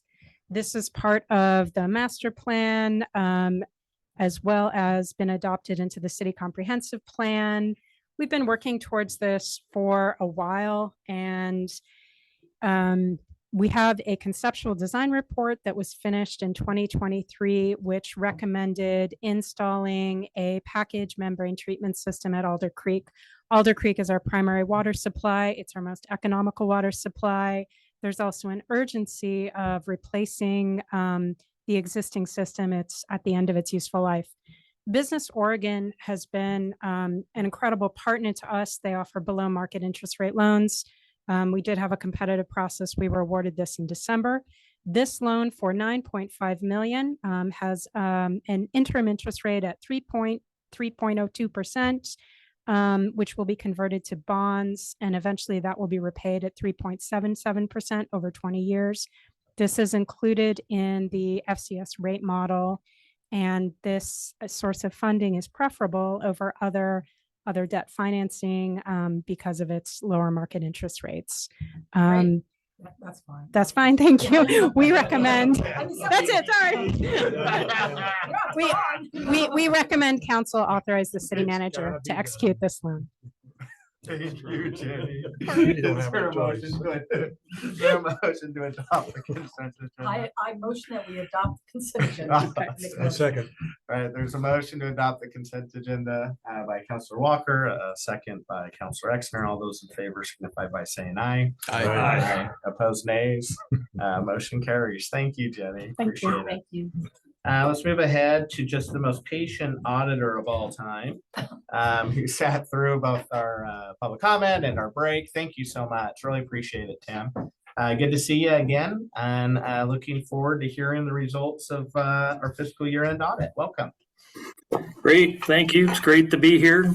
Couldn't wait for the most exciting part of the council meeting, the presentation of the financial audit. I can't see the back of the room, but I'm sure nobody is left because everyone's on the edge of their seat waiting for this. I will go quickly, but just because that's what I understand most people prefer, but I'm always happy to answer questions, slow down, explain things more fully, whatever. Just let me know if you'd like to hear more. So it's a big document. Well, there are 100 numbered pages, or 102, I guess. So it's probably 120 or 30 altogether. And most of it is all yours. So it's Tyler and his staff that put together the information that goes into this. Our part is relatively small, although there is a lot of work that goes into that small part. So my piece begins on what would be page 1 if there was a number on it, but it's the one in front of page 2, the independent auditor's report. This is what you pay us for. I used to be able to say, the good stuff comes at the end, but they've changed the form of the report, so now it comes at the beginning. So you can see in the second paragraph, it says, in our opinion, the financial statements present fairly the respective financial position, blah, blah, blah. So a clean opinion. Unmodified report is the proper term now. The report goes on for over 3 pages now. Talks about the basis for our opinion, management's responsibility for the financial statements, our responsibility for the audit, and then it talks about some other pieces of the document you have. There are actually 2 different kinds of required supplementary information. And they're described in that paragraph: management's discussion and analysis, or MD&A, and the schedule of pension and other post-employment benefits, where we don't express an opinion on those particular schedules, although I will tell you we do read them and tie them in. Then the other kind of required supplementary information is the budgetary comparisons for the general fund and major special revenue funds. And in our opinion, those are fairly stated in relation to the basic financial statement. So we call an in relation to opinion. Then there is other supplementary information, and it's laid out in the table of contents. That also we say is fairly stated in relation to the basic financial statements. There's also other information, the introductory section and statistical sections. And we don't express an opinion on those, although again, if we do read them and if we found anything in conflict, we would have to tell you about it. Then the next 2 paragraphs just tell you about other reports that are in the document.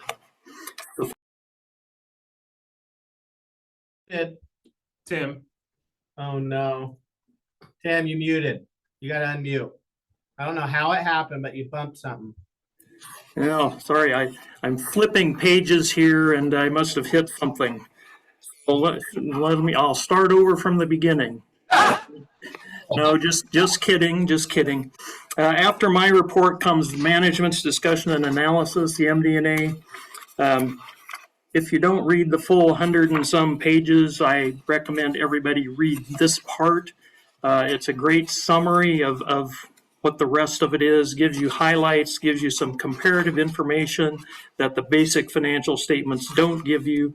So it's a great summary to read. Following that are the basic financial statements themselves, starting on page 13. Probably the one big change this year is accounting for subscription-based information technology arrangements, SBITA.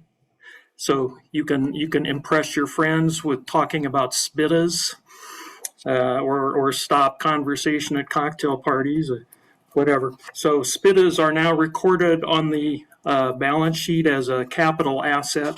They're kind of buried in that one line, and you don't have a lot of them, but you do have some. That was the only big change in accounting this year. The basic financials are followed by the notes, which give you a lot of information about everything you could possibly want to know, probably, and probably more than. And I'm not going to go through those, but they are there to explain things in more detail. Then on the very back, be page 101, 102, is our report in accordance with Oregon state regulations. The Secretary of State wants us to report on certain things, and they're listed there in bullet points. And we can tell you that nothing came to our attention to cause us to believe the city was not in compliance with the laws and regulations. Then the second page says we didn't identify any deficiencies in internal control that we consider to be material weaknesses. So that's the main Annual Comprehensive Financial Report, the ACFR. Now there's also the Single Audit Report, which, because you expend more than $750,000 in federal monies, you're required to get what the feds call a single audit. They tell us kind of how to do this, what they want us to look at, and so forth. There's two reports in here. The first one is really more about the financial statements. And down at the bottom, we say we didn't identify any material weaknesses again. And on the next page, we say no instances of non-compliance required to be reported. The second report is more about compliance, and we say, in our opinion, the city complied in all material respects, blah, blah, blah. And again, say we didn't identify any deficiencies, material weaknesses. And then finally, the last paragraph of that report says, the schedule of expenditures of federal awards is, in our opinion, fairly stated in relation to the basic financial statements. So all of those reports, clean reports, no problems.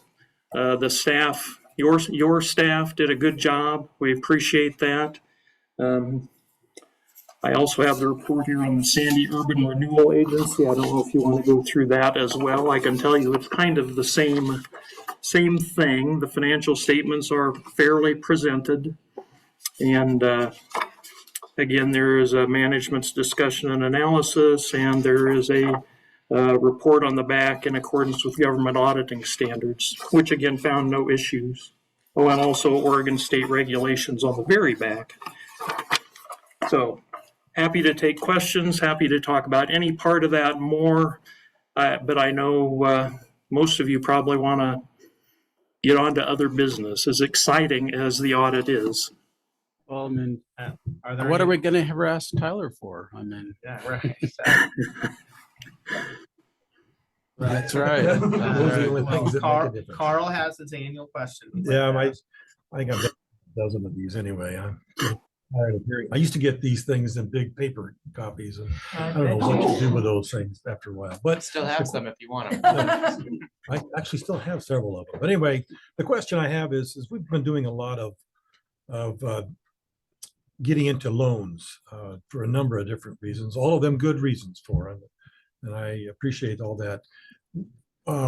How would you judge the city's position in terms of the amount of debt that we've been taking on in the last several years now, and how that looks for the future as we look at even more debt because of some of the other bigger projects in drinking water that we're going to have to take on? Where do you think the city looks at in terms of any? You said there was no weaknesses.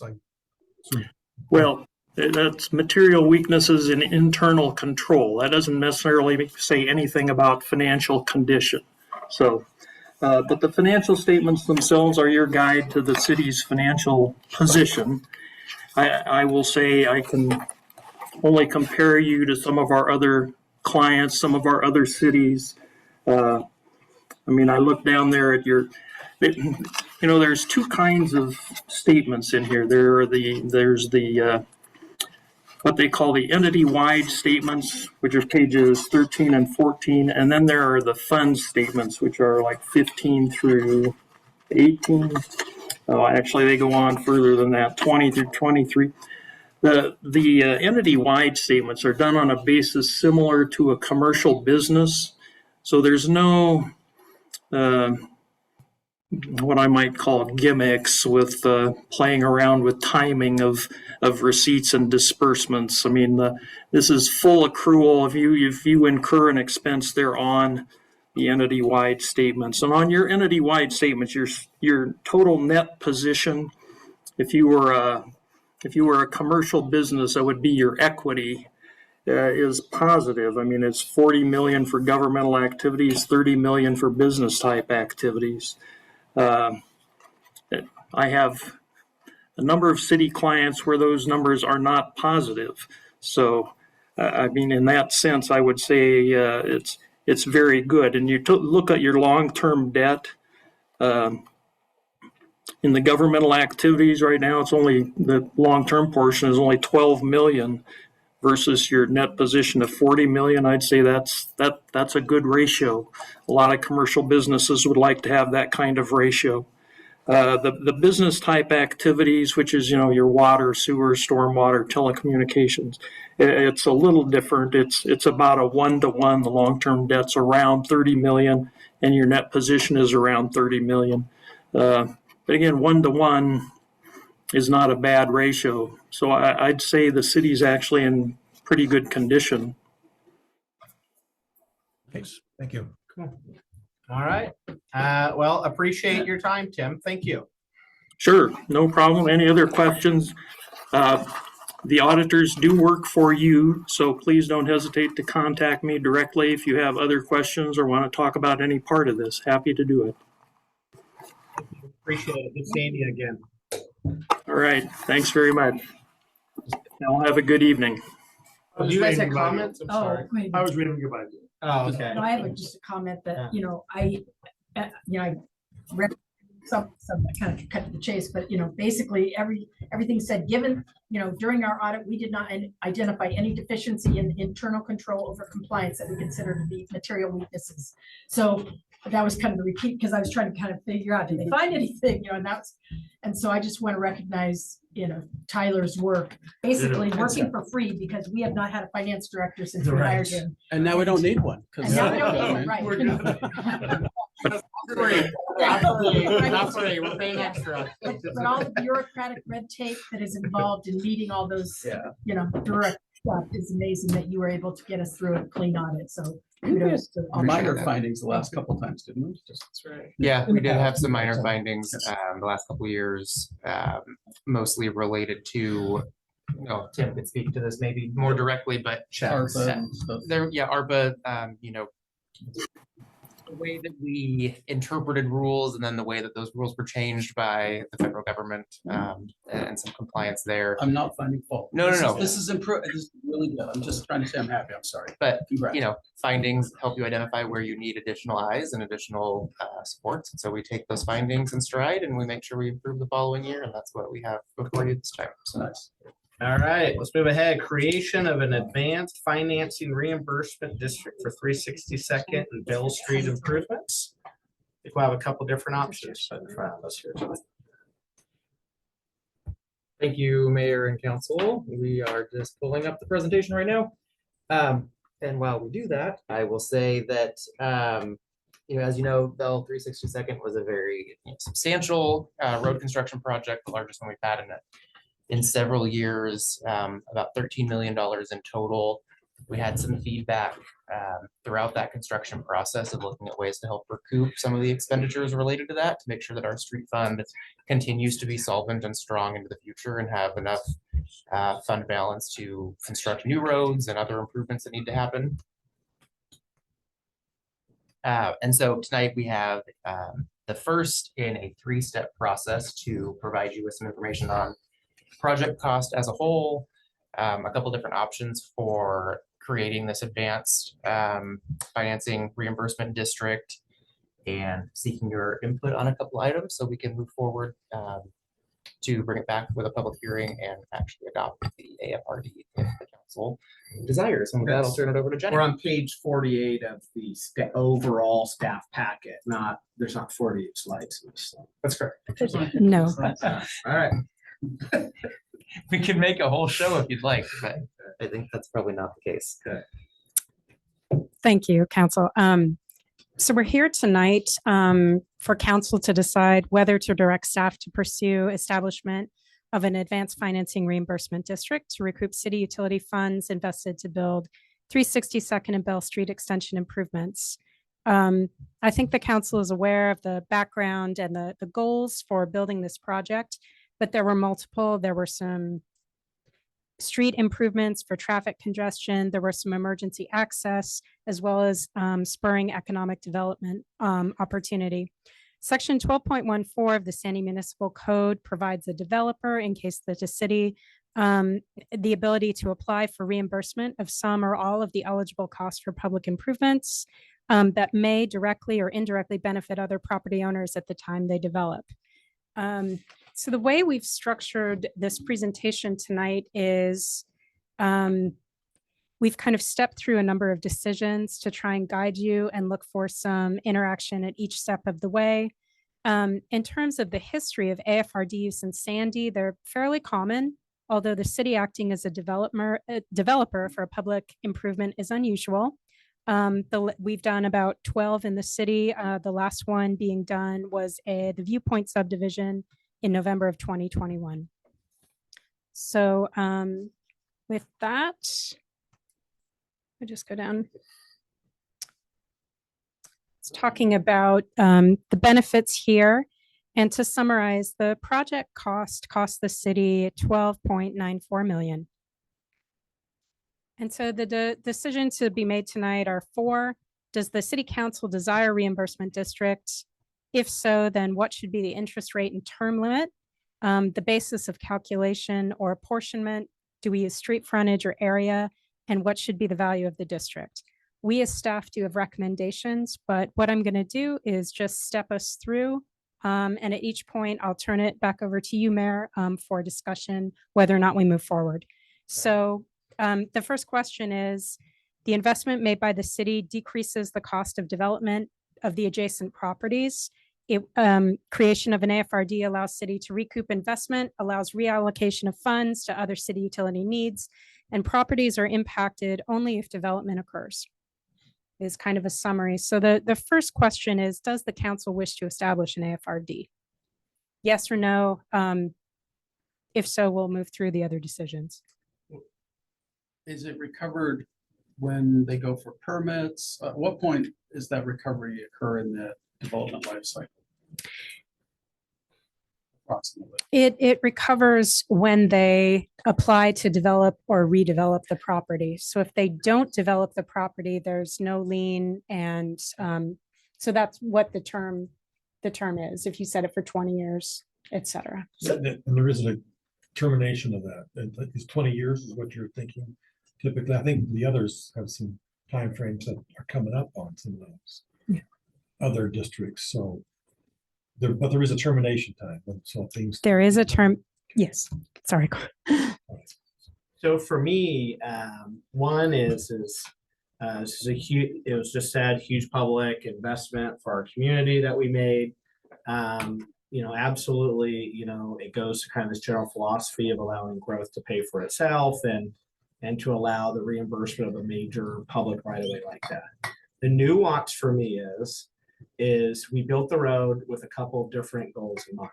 One of them obviously being the transportation and traffic flow and school pickup, drop off, the changing of life of people over on Bluff to skip and get over there, all those things.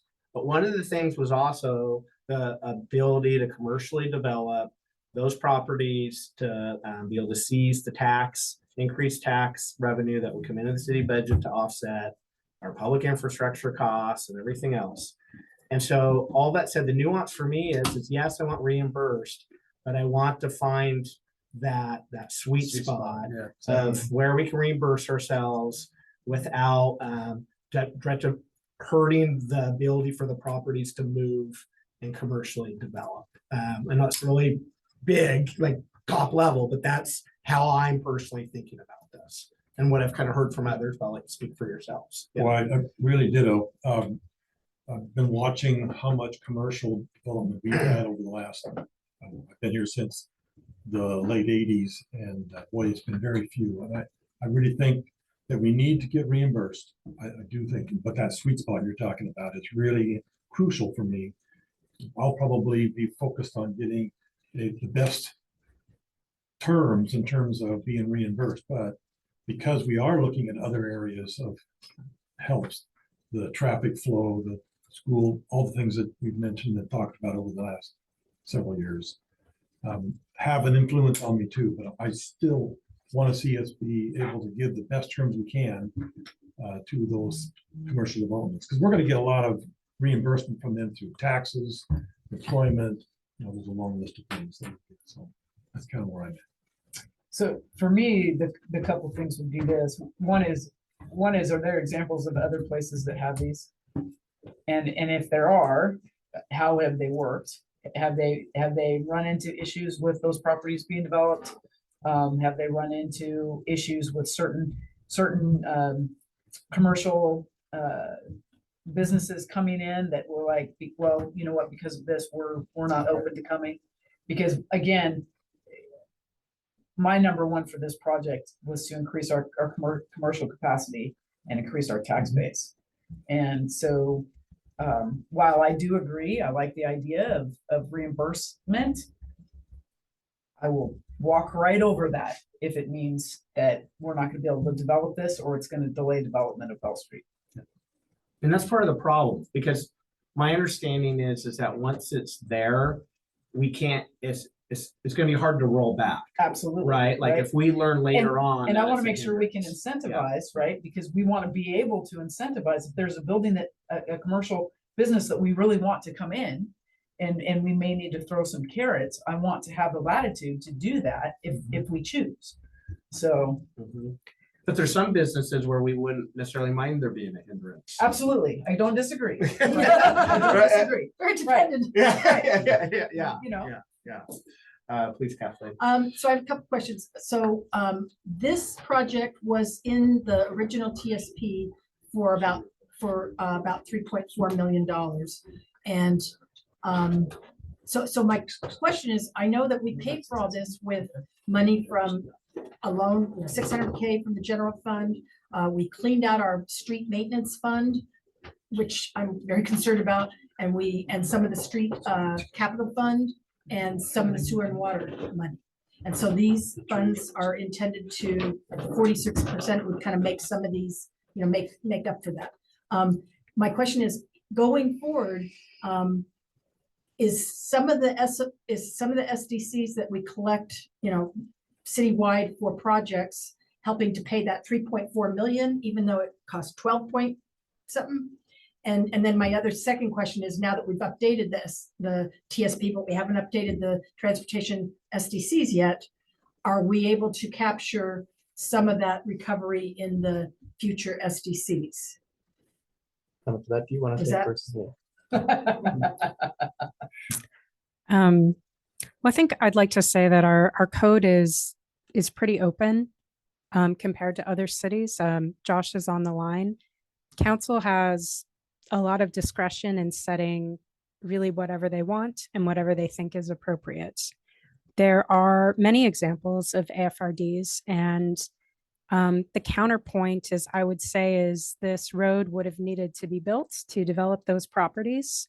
What staff has recommended certainly proposes and AFRD be put in at a substantial discount.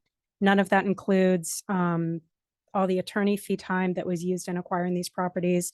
None of these includes the time of the Public Works Director or staff in prior to myself with setting up this project. So this public improvement is somewhat of an incentive itself. But I would agree, and that is the direction we have been given, is it feels like the right amount is a balance, because we do want these properties to develop. Well, to answer your question and be able to move ahead, it feels like you've heard council correctly on this question. Okay. Yes. Yeah.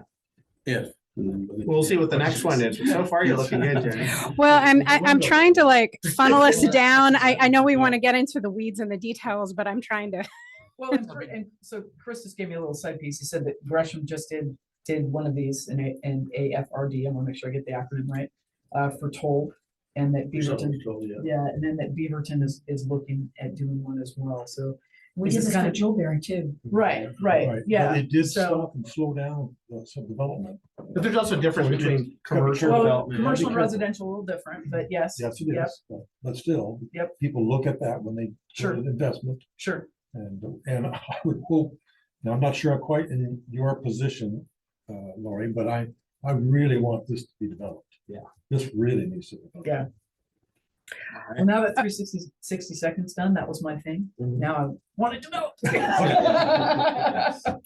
But we have other needs that we took away from, that I think need to be looked For at. sure, for sure.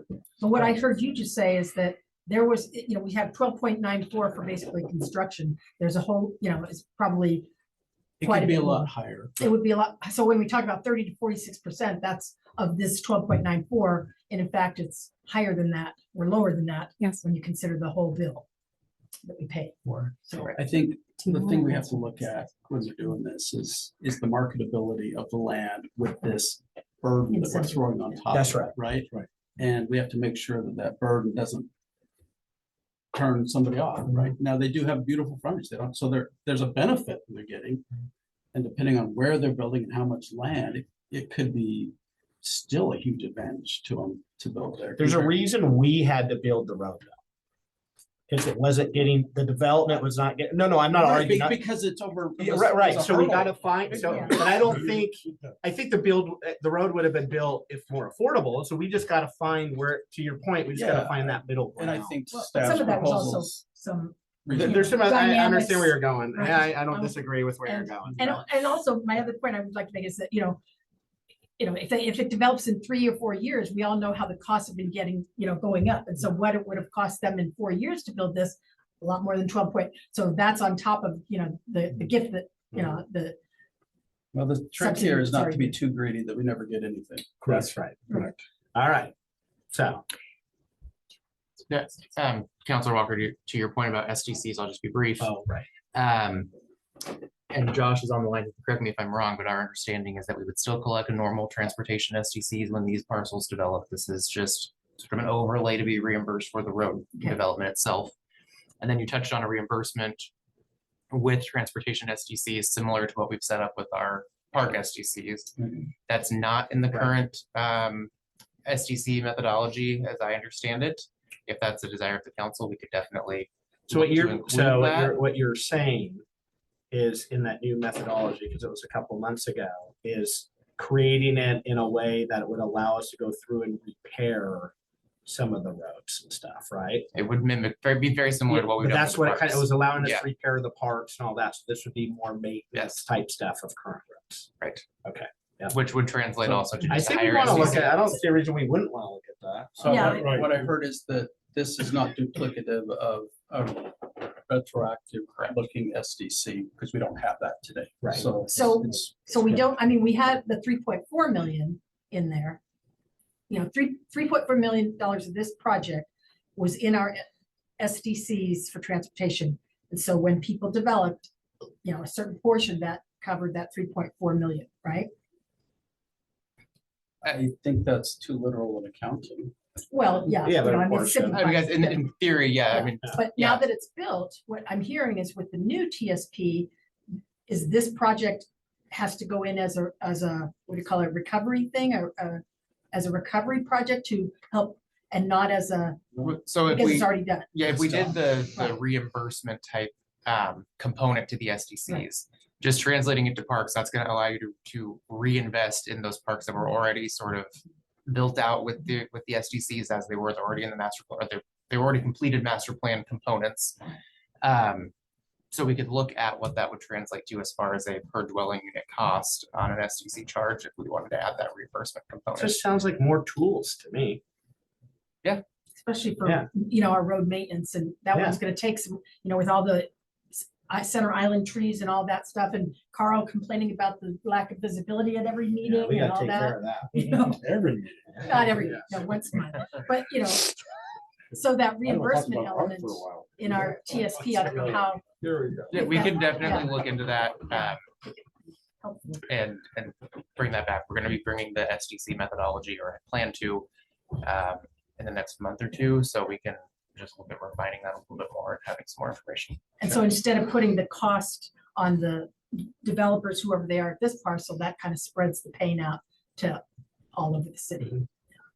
That would be helpful, I think, too. No, I'm just so confused. Well, then let's go to this slide. Yeah, okay. Let's talk about. All right, question 2, interest rate and term. You want me to read these? Come on. Please remind, so the municipal code prescribes a 9% simple interest rate. However, as I've said, council has discretion. Internally, we feel like that's too high. The funding spent to help this project meet budget. As you remember, many of the funds were taken from other utility funds. Normally, they would have been sitting in a bank account if unspent, earning 5% interest rate. They needed to be used because of increasing costs, as you're well aware of. And that's what staff would recommend as a starting point for discussion is 5%. We want something that keeps up with inflation, and that seems a fairly fair term. And the standard length of reimbursement is 20 years. So with that, it's sort of open to discussion at this point. When Works. it's locked, it's locked. Yes. Yeah, even with changes that's gonna happen, you know, changes will happen. I heard a lot of people say that the days of 3% are gone. That's why I've never sold my house.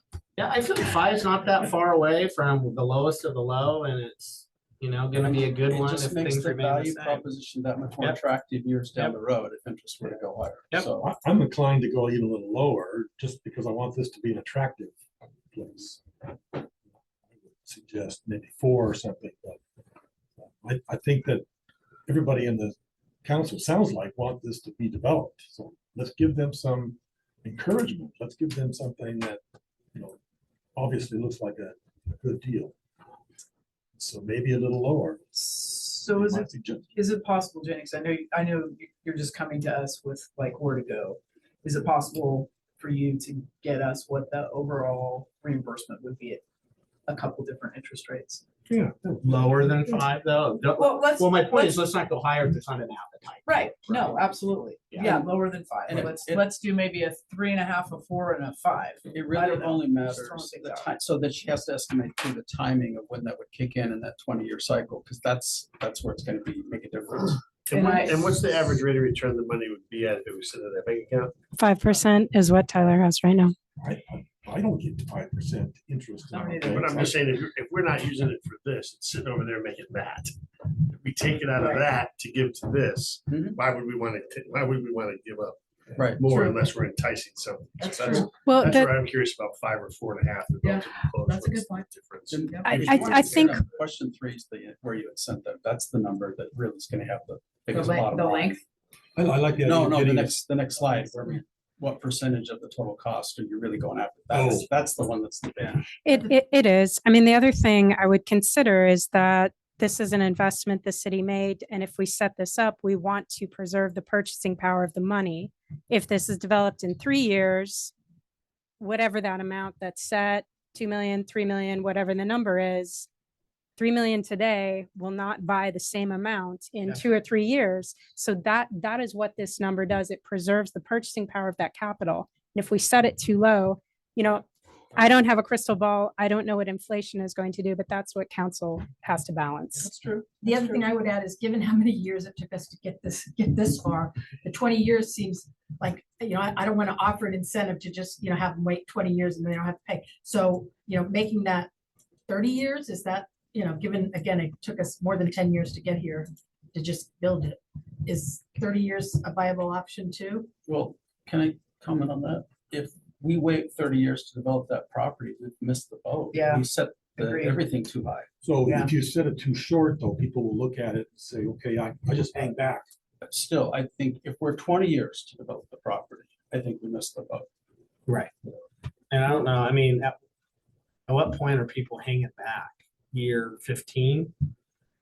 Well, maybe In my mind, we're pretty- premium It properties. goes back to Dawn, right? Premium properties will go quickly if they're that valuable. The ones that are very visible, right on the main street, have a lot of good, whatever it is that they figure is the best. Those will go fairly quickly anyway. You're worried about the others. I'm worried about the hanger-oners. I just, but I Never don't quite understand why there's a time limit on it, because everybody who's developing there is benefiting from the investment. Now, what do you call it? It's what do you call that? When you more amortize and stuff, all that, I get all that. But All right, well, Yeah, It's good. the term could be longer. I don't think there's any restriction on that, other than our own self-imposed restriction, as far as I'm aware. And inability. can we look at the next question? Yes, and you come may. back to question 2, please? Yeah, this is the biggie. I don't think Yeah. we're ready for that All answer. right. All right. So the real big choice in front of council is how to apportion the amount. And so I've presented, these are normally done 2 different ways. One of them is to look at developable area. So the reimbursement amount is based on the area of the affected lots. It's only the developable portion of the land. And it's, in our opinion, a very fair approach. The other approach is by the street frontage. And so it's a good representation of direct access to the roadway, but it's really based on the shape of the lot. And so there's winners and losers depending on the shape of the parcel. And so this is all relative. It really does not matter what the number is. So there are 3 properties that pay more for the AFRD if we use frontage as the calculation. There are 2 properties that pay more based on developable area. And there's one property, it's shaped like a square. It really doesn't matter either way. So that really kind of tells you what we're looking at. We also have some examples because I think that's easier to see. I'm sorry, is there a I was gonna question? say, I like the idea of the developable area. Originally, when Taylor and I were talking, it was all the area, and there's so much undevelopable land. Exactly. I can't even say that, I'm sorry, but focusing it on just what has value to somebody, I think, starts to make this a lot more equitable. Yes, and our SDCs are based on trips generated, which is, more comparable to area, because, how many units are going to get built, because a lot of this is housing and stuff. So that's probably a more equitable way to, base it comparable to the SDC calculations. My feeling is this is what you're going to be recommending. It's just kind of this I mean, method here. What I have are, because I'm a very visual person, this is an example of 30% of the project cost apportioned by developable area. And so you see the impacts of the properties. I'll tell you, this property here, I don't know if you can see my cursor. This has a lot more street frontage compared to area. You see as well, this middle property has a lot more street frontage compared to this one. Now, if you're looking at these numbers, this is the square shaped property. It doesn't change very much. So this is the same number. Now we use the street frontage. It's about the same, but this number changes a lot. So this large developable parcel here pays more per area. They pay less with street frontage. So you can see this goes from about 1.6. We go back to the area. Net Sorry. frontage for that parcel, but you're counting both sides of the street, right? Yes, we are. And this, To these 2.15. dollar amounts is how much they're gonna have to pay. How much they would have to pay if we did an AFRD based on 30% of the project cost. Again, all of these numbers are at the discretion of the council, so So I'm that's, not a developer, guys, so but $2.1 million feels like a disincentive to me.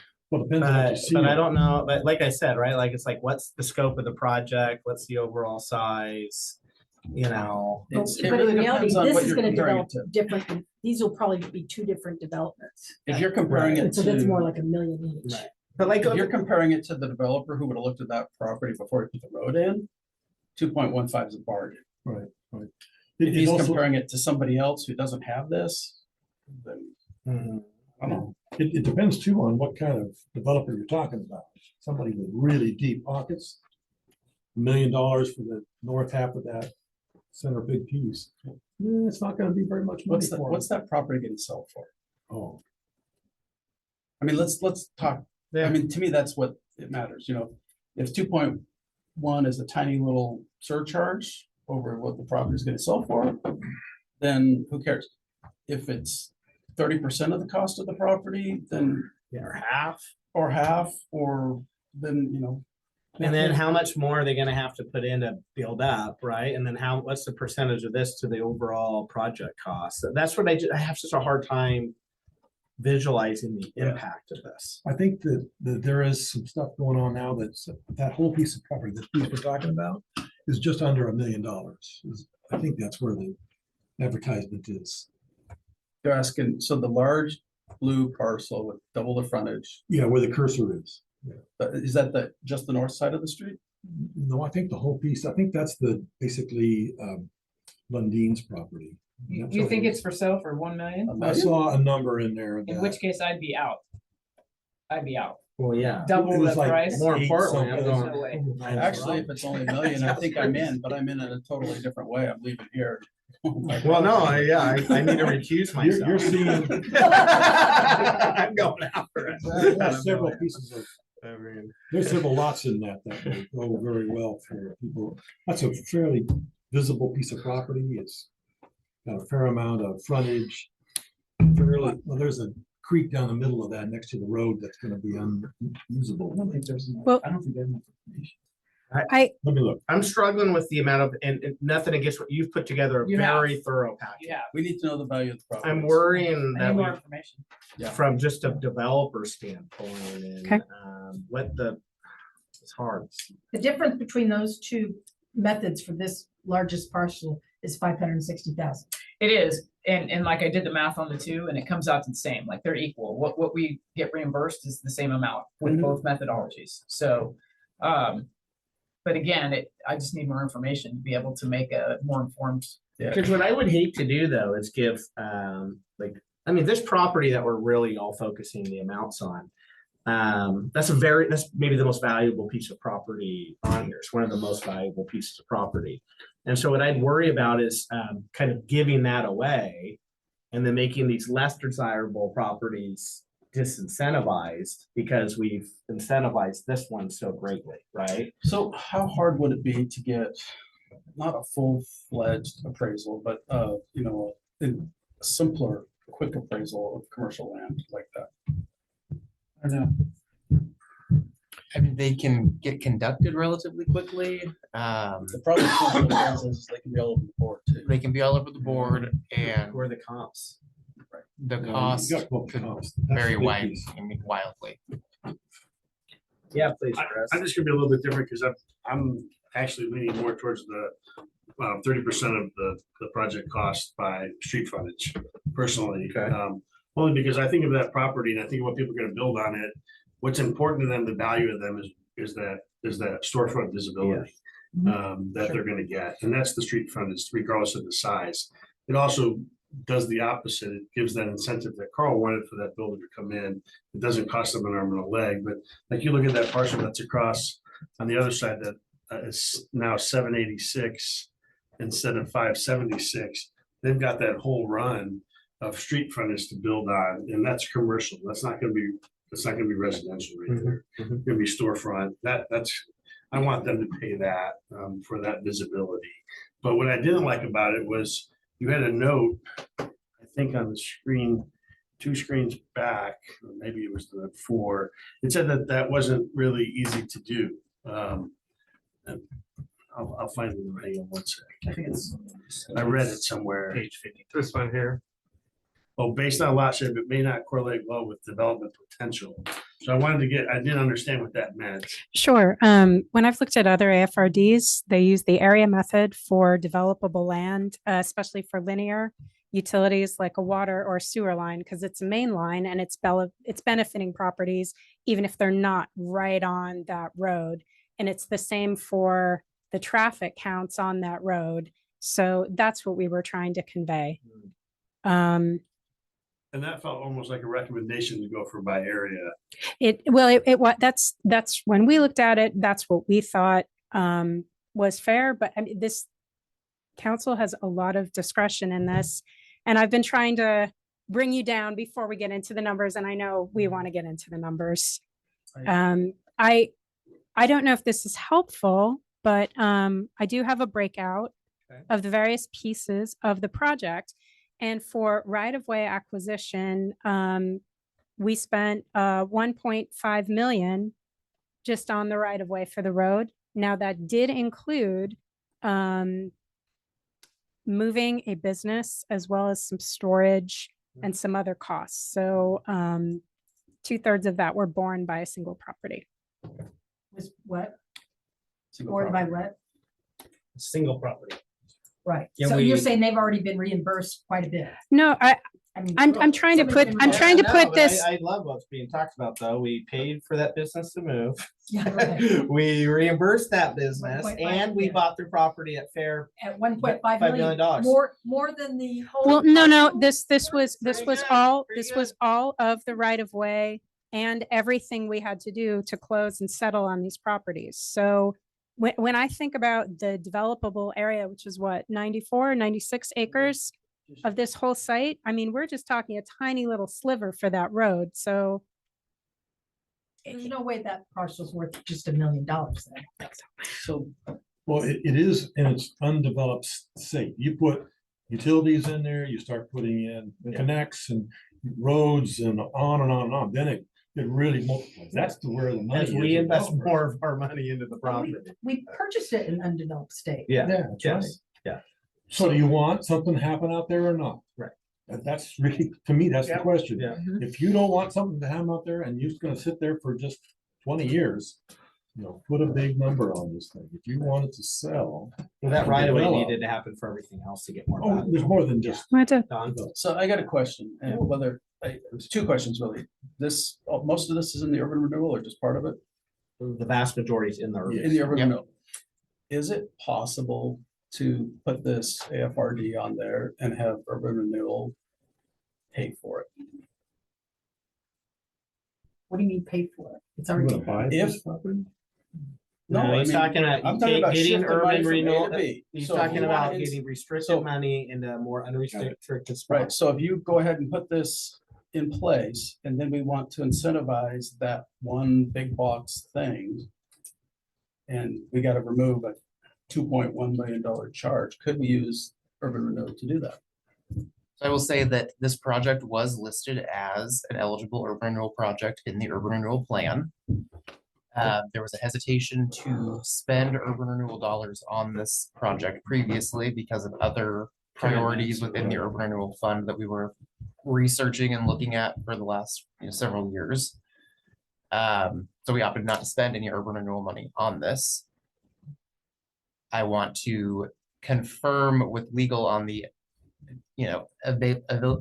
ability to do this, but I think there's an argument to be made that you could transfer urban renewal dollars to the street fund to offset.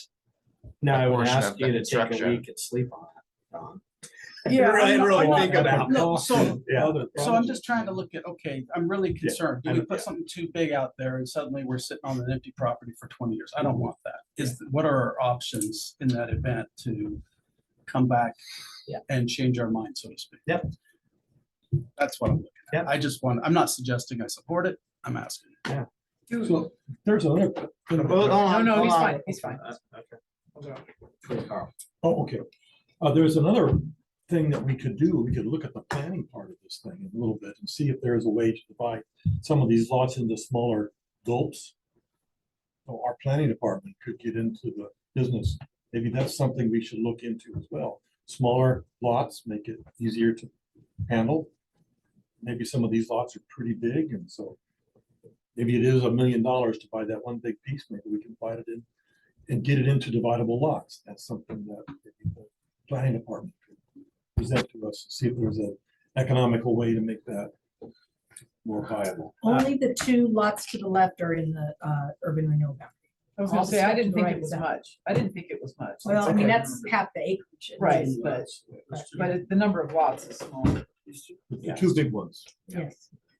Do we, have we forecasted at all what our projected tax revenue would be off commercial properties in there?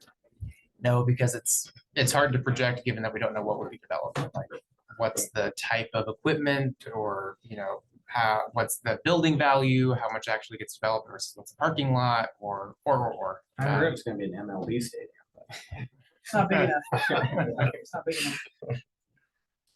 There would be just a lot of assumptions to come up with a number like that, which we can And do, it's but. still in I don't urban know. renewal, so we have that time frame to. Okay, Um, well, hold on, one sec. I want to go back to question 1.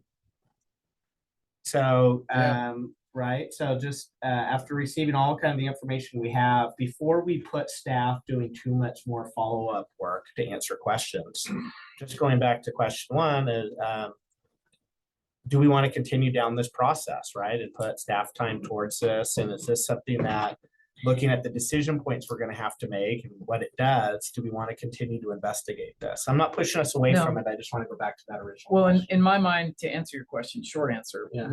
these properties would have to be market value of like 3-4 times what these numbers on the screen are. Yes, I agree. Maybe 4, maybe 5, right? Because again, if we're even 3 times, so if this piece of property, let's say, just for sake of argument, is for sale for 6 million, if I'm having to put another 2 million on top of it just to purchase it, I may not do it. I'll go somewhere else. Right. So, Yeah, but those aren't, sorry. I didn't read you. no, you're good. You're Aren't good. those numbers predicated off of your recommendation of 30%? So if city Absolutely. council goes with 10%, Yeah, those numbers drop. Ex- right ex- there. ex- Exactly, and that is completely up to your discretion. And that's kind of why I was trying to lead us down, just policy wise, what we want this balanced investment. So council has discretion just to tell us, you know, based on a single property, how we want to, you know, what we want the total value to be, and then we'll spread it out. We could ask for this to come back at 10, like tonight, we could choose a percentage that we want them to come back with. And then we could also choose, do we like the frontage or the other? Like, just philosophically, where do we want to go on those 2 things? Ask them to come back and kind of take a look at it. That could be a next step. And you could- Definitely, yeah. So, you know, I think I was the one that even pushed for this to begin with, because my thoughts on this is that, you know, I've seen development go all over Sandy, and there's a demand for developing in Sandy, and a lot of this stuff can go in as high density residential, which doesn't, you know, which is a train we aren't stopping, sadly. But, so my point is that there's a lot of projects on our TSP, Highway 211 improvements, you know, all these other things that we've done, and I don't quite understand the rationale. I get that we want development here and commercial development and stuff, but when I look at like the Deer Point development, you know, they, you know, finishing out Barco to 26, you know, they didn't get this deal. Now, some of that's commercial out there. It's not in the urban renewal, but still, I'm just trying to understand what the rationale is for why we would give it here and not there, you know, and then all these other projects would have to either not get done at all or get done and paid for by, you know, our existing funding sources, which are basically residents and things like that. So I feel like the whole, you know, developers should pay. At this point, we're not even asking them to pay half of it.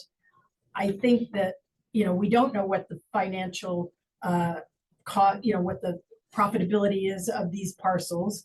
So I'm a little bit reluctant to start, going from less than half down to 10% because I feel like we're just, kind of messing around with ourselves. It's just, we keep taking money out of our pockets so that some, future developer, and I've heard Costco, but that's obviously just, something off the top of my head, could basically, and yes, we want that, but I also don't, feel that now that we've put in all the improvements, and I agree that some of that was a cost thing, but a lot of it was just the synergy needed to have it all happen. Now that we've done that, I think it's important to kind of, we can always revise something in the future if we want, but I don't want to start in low and short fund ourselves.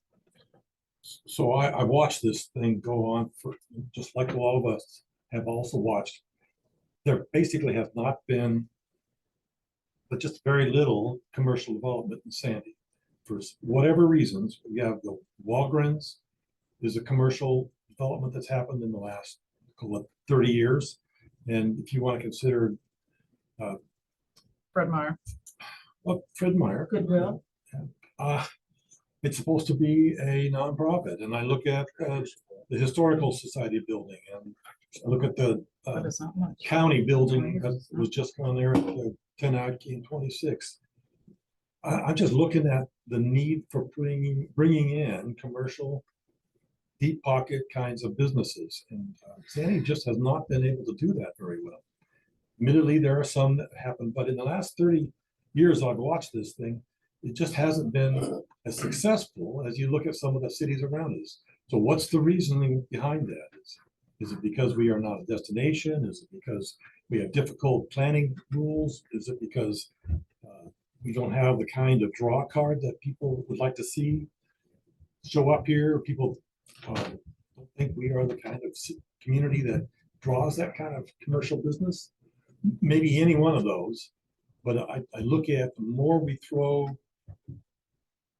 impediments between us and a commercial building coming in here, which has so many benefits, not just the wages, the taxes, but also the energy. You get a, you call it a Costco, an REI, big commercial of some kind. It's going to draw other business along with it. It just happens that way. And I look at how Sandy has seemingly not been able to draw those kinds of businesses here. And I think the more we incentivize getting somebody to build something in this place versus these commercial properties, if you look at your point, there's a real small chunk of commercial out there in the middle of nowhere. I think it's going to be a long, long time, even with the incentives, to make something happen. And that, I think that's the village zone that's out there. It's going to be a long time before that gets developed. This one has the potential of happening in the next 10 years. I just feel it in my guts. If we can just make this right look, and we get the right kind of economic reach to the companies that would look at this. I know there are companies looking at this right now, but they are hesitant for all kinds of reasons, and not just what we're talking about tonight, but markets, interest rates, all the other things that businesses look at. Is it going to be a strong economy in the next 5 years? Who knows? And to that point, the road's been built and the project's been under the way for over a year. And none of the properties are sold yet. Well, what communities, when you say we're not as successful in getting other Yeah, look at Happy Valley. My goodness, they have really charged down the road. Look at one Canby. I was gonna say, we did. No, I understand that. I know what you're thinking. So, but what I'm kind of thinking, I mean, is, look at our geographic location as well. There are right? reasons. And so, yeah, and I think that's a bigger contributor. Because I mean, on the flip side of it, that there's a city that doesn't not shy away from charges and stuff as well. So I think that's the money, isn't it? Right? The fact that you have 205, 212, and all You that. have rail in the middle. Yeah. You have the fair So, that brings Canby. You have all of that business that goes in with Happy Valley. There are reasons why those got picked for development, and Sandy is being left behind. And so I feel like we kind of overshadow that a little bit. I'm kind of going on a little tangent here, but the reality of it is Sandy is growing, right? So I think someday it will be, but geographically we're closer to Gresham. If I'm a big box store, I'm going to put it in Gresham where I'm going to get people from, you know, Gresham, Happy Valley, and everyone's gonna come to me there. We're just not there yet. I mean, I think we're getting there, but I also don't think we need to miss out on an opportunity, because if we throw all of our eggs in this basket, there's all these other projects that are gonna go to the wayside. Oh, That man, I again, that agree. will make our community less desirable for other places and people to come to. You see that article I sent out yesterday, I think it was, about the decline in population in Portland, Eugene, Salem, Bend. Sandy has maintained its, not as growth it used to be because of all the other things, but we have not lost people. So there's a reason why Sandy is desirable. You know, I still sell houses in this. I city. do want to say though, that the properties must develop in order for us to get reimbursed. That's correct. Yes, that's just it, right? Right. And to your point that you made here a couple minutes ago, these properties have been for sale and they haven't sold yet. Yeah. And not that it's been that long. No, Yeah, but, yeah, yeah, but, yeah. but Barrel it land has takes a been. long time. This is, People I gotta gotta get be there. honest with you, this is hard for me. This is hard for me. I need to know the market value of these lots. Chris? And then we're gonna get that. I as a- just want to as go a- back to your original question, Mhm. which was question one. Mhm. And would I support an AFRD in this area? My answer is yes. It is yes. Could I answer 2, 3, and 4 today? No, I need a lot more information. And what, and you feel like you've spelled that out to staff, what you need, because you have. Absolutely, I absolutely. just, yeah. Everything from property values to different ratios on different metrics. So you know, you take the different suggestions and I'd be looking at 4.5% versus 5% myself. I would like to see what 4.5 looks like. And then that 30% of the project cost versus 20% versus 10%. I think you had 30 and 46 in your presentation. So just a couple options of what you're looking for. The one slide that I wanted to ask a question about that I wasn't sure about was it's on question 4. It has the pie chart. And it has construction, water, sewer, right of way, utility permits, fees, and engineer, all the lines. The money that we have actually spent so far, you said was only the 1.5. Is that right? This is just a projection? No, we've almost finished the project. We've spent 12.94. That's the Yeah. total. that we've What already I was trying to clarify what we had spent on right-of-way acquisition and moving a specific business. The other thing I can say is the market value of those properties has now increased quite a bit because that road is there. So I know that we did a lot of work on market value, and then we had to settle with many of these properties in order to build the road. So I think to get those accurate numbers would take some time, but we could do So that. I'm where Chris is. Lori, are you there? Yeah, I'd want to see the numbers. I mean, Yeah, you wanna see I'm the willing to numbers. look forward, but I'm not willing to say that I'm in favor. But is there anything additional you need from staff? I don't think next so. time I we think, talk I about think, this? I think it's been covered. Okay, Rich? Yes, just like Chris, I'm very much for that. The one piece is, I'd also be curious, since you mentioned Gresham and other AFRDs, like what is kind of the going rate? That's not a bad Where idea. are other places? Successful going rate. Success, yeah, we'll call it Successful. that. I like that, successful going rates. Sure. And I've totally heard what you said, Kathleen, 10%. I want to go the other direction. But what more information do you feel like we need from staff as we come back to this? Just for me, a little more clarity on that whole ability to get some of it back from future SDCs. Because that's kind of, spreading it out to under a reimbursement element on the TSP SDC stuff. So Does that make sense? do you mean the backward looking SDCs basically, where we can repair? Well, no, on the SDC projects list for the TSP, putting a reimbursement element in that if not only covers this, also covers an estimate of some additional big ticket items that we paid for or that, benefit the larger population that you'd be adding into SDCs. I struggle a little bit with putting too much on the backs of staff. I know this particular department has a fair amount on its plate as it is. I don't need this FTCs at this point. I'm just looking at maybe a possibility, what Chris and the rest have talked about, a lower number than what we have. Not to compare this to the Parks SDC decision. I just want to be able to get information back from staff, then drive our collective body towards a decision, right? So that's what I'm kind of trying to get us all to commit to Simple. here is what do we need to make a decision? Yep. And then done. Can we use assessed values as a property value indicator? For land? I mean, they haven't assisted it with all the improvements either. So, In general, can we look at Clackamas County assessed values? Because it's interesting and it tells a story right now that says our methodology probably isn't fair and won't work. The big property is assessed at 12.7 million. The smaller properties going along Bell Street towards the high school, they're less than $1 million. So you look at those charges on a $700,000, $800,000 assessment, they're not going to be practical. The calculations that they use to determine the assessed values are so complex based on a lot of non-market I mean, terms. I'm not saying. No, It but- may be, But relative. what he's trying to say though He's is just looking at 12 to numbers. 2.5. It's Yeah. easy data for me to Sure. get. Yeah. Doesn't Yeah. take any staff time. right. Yeah. It would. Appreciate that. Yeah, that's right. Yeah. And it tells us that there might be a problem in the valuations. Yeah. Uh-huh. Also recognize that relative assessed value is not difference. always accurate, but you know that. Oh, yeah, yeah.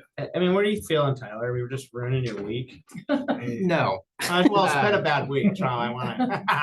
Well, so I have a couple Is there anything comments, else we could couple do to ruin your responses. week? No, you're great. We're doing fantastic. The answer to your question, the short answer is that not these properties specifically, but I can say from a different example elsewhere in town, the assessed value is very close to an appraisal value that I've seen on paper. Okay. Now I can't say that that's the case for every vacant piece of property and what assessed, versus appraisal looks like, but I can say from one example that they're close. Right. I think the other question that I'd like to ask is, you mentioned urban renewal funding. If there's an appetite from any others to explore that option as well, we can definitely look into that. I think it's just a feasibility. It's a detail for me.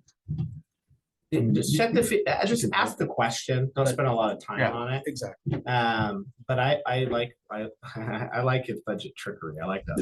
So, Yeah, I'm sure that the answer is right, yes, but and but that's the fine. ability to take funds that are very restricted to be able to utilize it for our community in a stronger way is Sure. worth looking at. Okay. No, I mean, I think we have what we need to go back to the drawing board and make some revisions and do a little more research. Other clarification? No, as part of the right of. Noise. I'm sorry. You guys didn't tell us. I didn't realize that. We're actually amplifying out of these microphones now. That's an addition, right? We haven't changed anything. Check one. I thought that we were always just going into the Zoom. the Zoom. That we weren't amplifying. That actually. all right, I know. Sorry, you just blew my mind. I would have now, been using but- my DJ voice. So. Yeah, is that right? All right. Sorry to Really interrupt. Go close ahead. for it to actually Yeah, work. we're getting long anyways. Yeah. I do want clarification as part of the right-of-way acquisition process. There was a pretty long process where we assessed these properties, made offers, and then came to settlements. So is council asking us to redo that for what it would really be worth with the street frontage? That's what I thought you were asking. No, okay. That's no. Okay, but help me understand. We just assessed the little strip going through there, right? We didn't assess the whole parcel, correct? Well, we had to come up with impact fees, value to the property. It's a process. I'm just trying to understand, did we get an assessed value for the whole parcel? Or just for We did. It's a couple years old now, but it doesn't include the value of the road now, which I think is really the question. Well, if the data is there and you can provide, even if it is 2-year-old data without the road, and it doesn't take this much more time, then that's more data and that will help us. Okay. I think the assessed values is a simple data point that we can look at as well. But that assessed value with the road you don't have, right? Nope. Good. Right. I think the only other question, sorry, Jenny, No, I'm would be if there is a number that any of you feel confident in. Like, we don't want a parcel to be more than X, or we think the value of total reimbursement should be Y. We can run those scenarios as well. So if there's strong feelings about making sure that no individual parcel is over a certain dollar amount, that would be helpful for us to know going into this. Could revision we get process. the information we need and then come back to this topic and Yeah. have that discussion? Yep. Before we send you for final proposals? Absolutely. Sure. Cool. Thank you, Jen. It's my brain shot. Appreciate it, you guys. Thank you. All right. Excuse me. Move ahead to a report from our city manager. Thank you to both of you. Thank you. Thank you, Mayor and Council. Just a couple brief things for me this evening. The first, as you know, Tickle Creek Trail was severely impacted with the ice and wind and storm that we had. The easternmost section is now reopened, but there's still a substantial amount of cleanup, restoration, and work that needs to happen. Our parks crew is working with a variety of different individuals from other government entities and private contractors, etc., to sort of put together a game plan on how to tackle the cleanup, if there's value in timber that has fallen, what the impact to the stream and the creek bed is. We've been working with Councilor Walker to get some contacts made and get some sort of behind the scenes, information on the trail, specifically with her knowledge on constructing it and all that went into that, making sure that we're being mindful of the riparian area, what it's going to take to actually get it reopened again. So staff's working on all of that. It's going to be a lengthy process, but wanted to give you just a brief update on where we're at so far. So we don't have a timeline on when reopening would occur. I think it will be months before the entire trail is open again. Yeah. I don't have the timeline beyond that. So that's why I was. Yeah. If the easternmost portion Right. opened about Other side. a week ago. but yeah. Mhm. Spring. By spring. Potential. We'll know more Sometime probably in a in week. spring. With Yeah. groundhog, without? What is Yeah, it? right, yeah. All What's the right. spring More time frame? week. But, and I'll let you speak to Yeah. more of this project or restoration if you want to talk Sure, more about that. yeah, during just your talking council about, reports. I mean, one logger has kind of volunteered that he'd take the wood off our hands for free. And of course, it's, logging in a riparian area can make a mess that would go on forever. So this person may have a lot of experience and ability to do that. I'm not saying that at all. I'm just saying that the city should have some pretty clear mitigation and, not just like, hey, Go do it. yeah, so from a protection space, the second thing is that, and it's not just me, it's Kate Holleran, who worked as a Metro Restoration Planner for ages. It's Kristen Chadwick, who is also a Sandy resident, who is the Pacific Northwest Hazard Tree expert for the Forest Service, who walks the trail all the time. And I actually have a picture of her when her 12-year-old was a baby, that I've used to market Tickle Creek. But she's willing to help, and then also this the Forest Service has done a lot of streamside restoration, and the need here on Tickle Creek Trail is multifold. It's to kind of deal with the fuel loadings, and Eric from Clark, the $200,000 DEQ fine that we that got Put turned back into in. this project. Eric is the lead of Clackamas Watershed Basin Council, so he is working, and so there's not a lot of opportunity to kind of revise that scope of work because he's already got things kind of going. But there's also, he gave us a lot of leads on additional grants from OWEB, from salmon habitat, fuel reduction grants and things like that we could do to not only, clean it up enough to get the trail open, but also possibly do, use some of those logs for fish logs, or most importantly, to stabilize the stream bank. Because what's happening is trees fall into the creek. The creek goes around, gets rerouted into this tree, which then falls. And there's so much wood in the creek now that with high water, one of those logs could get dislodged and get stuck under 362nd and tear out that entire road. So that's the kind of stuff where we really do need to kind of figure out, how do we stabilize, because this blowdown is going to continue. I'm going to start crying here because I just went out there again today to take some more pictures, and it's just devastating. It's huge trees, a lot of them. And we have to have a long-term plan because this is going to continue to happen. We need to have a plan of what happens when it happens again, reforestation, and just, you know, what's our plan long-term. The Forest Service and the Clackamas Watershed Council do already have blanket authorizations from Corps of Engineers, National Marine Fisheries, and all those folks to do this kind of stream habitat fish restoration projects in the creek with heavy machinery and all that, which would normally take you 2 years before you could even get near the creek. So a lot of benefit to kind of finding these partners and just seeing what opportunities there are to be working with them and kind of looking at the long-term sustaining, you know, to Tickle Creek in the long term. Yeah, we've got all the right players at the table. It's just figuring out how to enter into agreements and develop those partnerships and make sure that we are doing the immediate needs as quickly as we can, but also being cognizant of the fact that there's ongoing and exhaustive other needs that need to happen in that area. So more to come on that. No, okay. Okay. The other topic that I wanted to mention real quick was membership, or not membership, but the governing body of the Urban Renewal Board. So as you know, it's City Council, a member of the Chamber of Commerce, and a member of the Sandy Fire District. Chief Schneider had been the representative of the fire district. He's now retired, so we don't have an existing member from that other board. You know, in the past, we've talked about looking into the membership of the Urban Renewal Board, and if we needed to have outside members in attendance or sitting on that board as active members. And so this seems kind of like a good opportunity to reapproach that conversation, given that we have an absence from, or a vacancy from, the fire district at this point. So I guess I'll just put it out there.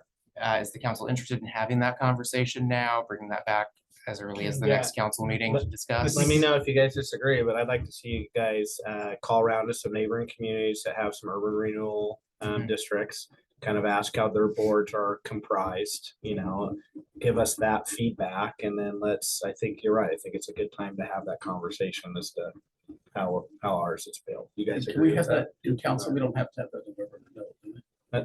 The council designated the members of the governing body. Yeah, so now as a council.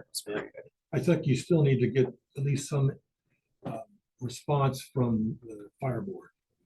I think you need to do that to some degree anyway, even if they don't have the authority to select somebody. Why? Because, well, they are elected in there, at least on the elected board. Maybe the fire chief hasn't been in the past, but I think it's important you're talking about a representative there. Why not? I guess would be the good question. So there is that deal that traded some money, but I don't know that deal included a spot on the board. I think initially that's why it was on there, because it was a, you know, and it was same board. So you guys, so the way it was created, it was very smart politically and bringing the community together. Because most of the time, these local fire districts fight against the creation of these local urban renewals because of the way that it siphons and sends money. So the agreement at that time was that, I'm not getting into the exact amounts, but a certain amount was going to be set aside in the urban renewal agency for the fire district. Now, I would argue that's for a local fire district that is employing and operated by local citizens, local volunteers, and not one that is operated by a county government entity. And it has no investment in this community. Right, and so I do. Well, we're not talking. I think we. Go ahead. Well, so while I think they certainly, if their board wants to come and testify, if they want to ask us to have a joint meeting, I think we're open to all of those things. Yeah. I just don't know that it necessarily means a spot on the urban renewal board. Well, we have said we would have the fire board as part of that urban renewal in the past, and that's a fairly significant change. Yeah. And the other piece is those fire board members are elected locally. So there is local representation that way. I don't know that I would be in favor of having one of the employed. But I guess what I'm asking you is not where you're at on the issue, but whether or not we're going to have the conversation. Yeah. But right. I wouldn't ignore them. I would certainly ask for opinions. You know, they may have something that we don't thinking about. I think the important conversation to have is, because we've kind of almost made them whole, they're still owed about, I think, $1 million or something over the next 20 years or whatever the time period is. So, you know, the conversation to have is to kind of how do how do they want to have that spent? Yeah. What's their high priority? If Come see us. if that's contractually set aside. They're also deferring I some of assume their it was. taxes. Well, their entire budget, with the exception of what pays the bills for the building, is going to Clackamas Fire. The entire thing. So there To is. service our areas, let's be fair. No, 'cause I'm with no, you. no, but that's all I'm Yeah. getting at, right? Is that there's not a It's a shell. reinvestment into this community, It's a right? shell now. Yeah, it's a shell now. That's Mhm. right. That's my point. So let's have Yeah. the conversation. Perfect. I think the conversation was gonna need to be had. Yeah. Whether or not Clackamas Fire took over or not, because Chief Schneider had retired, so this just sort of added a new lens to the conversation as well. So we'll bring that back. That's all for me. I will say that Nellie is in attendance this evening to give a brief legislative update. Thought it would be a Well, little she's bit still there since earlier. we've done this to her. We should let her talk. Holy Uh, smokes. that would be a Oh, little bit she's earlier in the there. evening, but Oh, she is still man. here, so I will Hope kick she it has over to her wine or briefly. something. Let me tell you, first day of session, you guys really know how to carry on a meeting. Well, I bet you have all that wine behind you for a reason, having to watch. Well, I was like, I just got to talk so I can crack one open, but I love it. no, hey, thank you all for having me, and I'm sorry I'm not there in person. But as you know, today was the first day of the legislative session, and we pivoted to the $5.9 million ask for wastewater and the new Headworks facility for the treatment plant.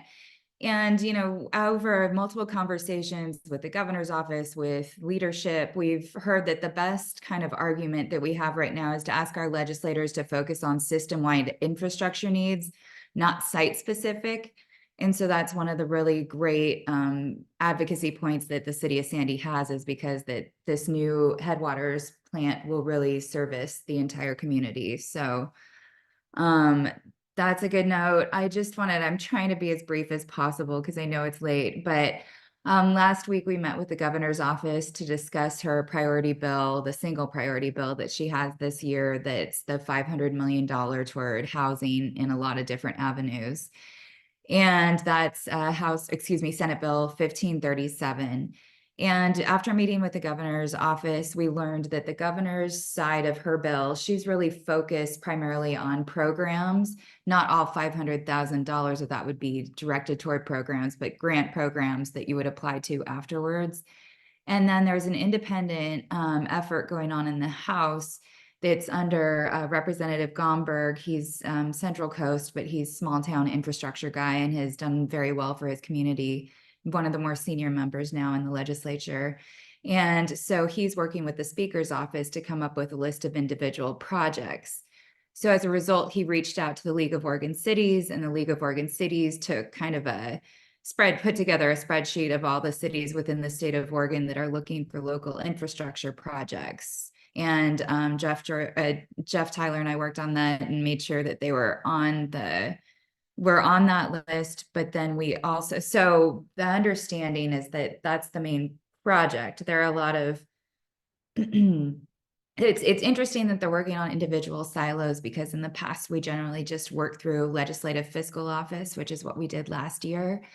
And I think that there's a little bit of friction between the two co-chairs of Ways and Means that usually make the decision on what projects are decided to be put into the bill, and the fact that now the House has kind of taken that over. So it'll be interesting to see how that plays out. So as a backup plan, we made sure that we also applied through the Capital Construction Legislative Fiscal Office like we did last year. So we've got kind of our eggs in both baskets, and we can see which one actually moves forward, and we have a backup if the other one ultimately fails. And I'm sorry, I'm talking a lot, but I will say though that we have a meeting with the Speaker's office tomorrow, which I'm looking forward to kind of learning to see that that matches up, and that the Senate and the House have kind of come to an agreement.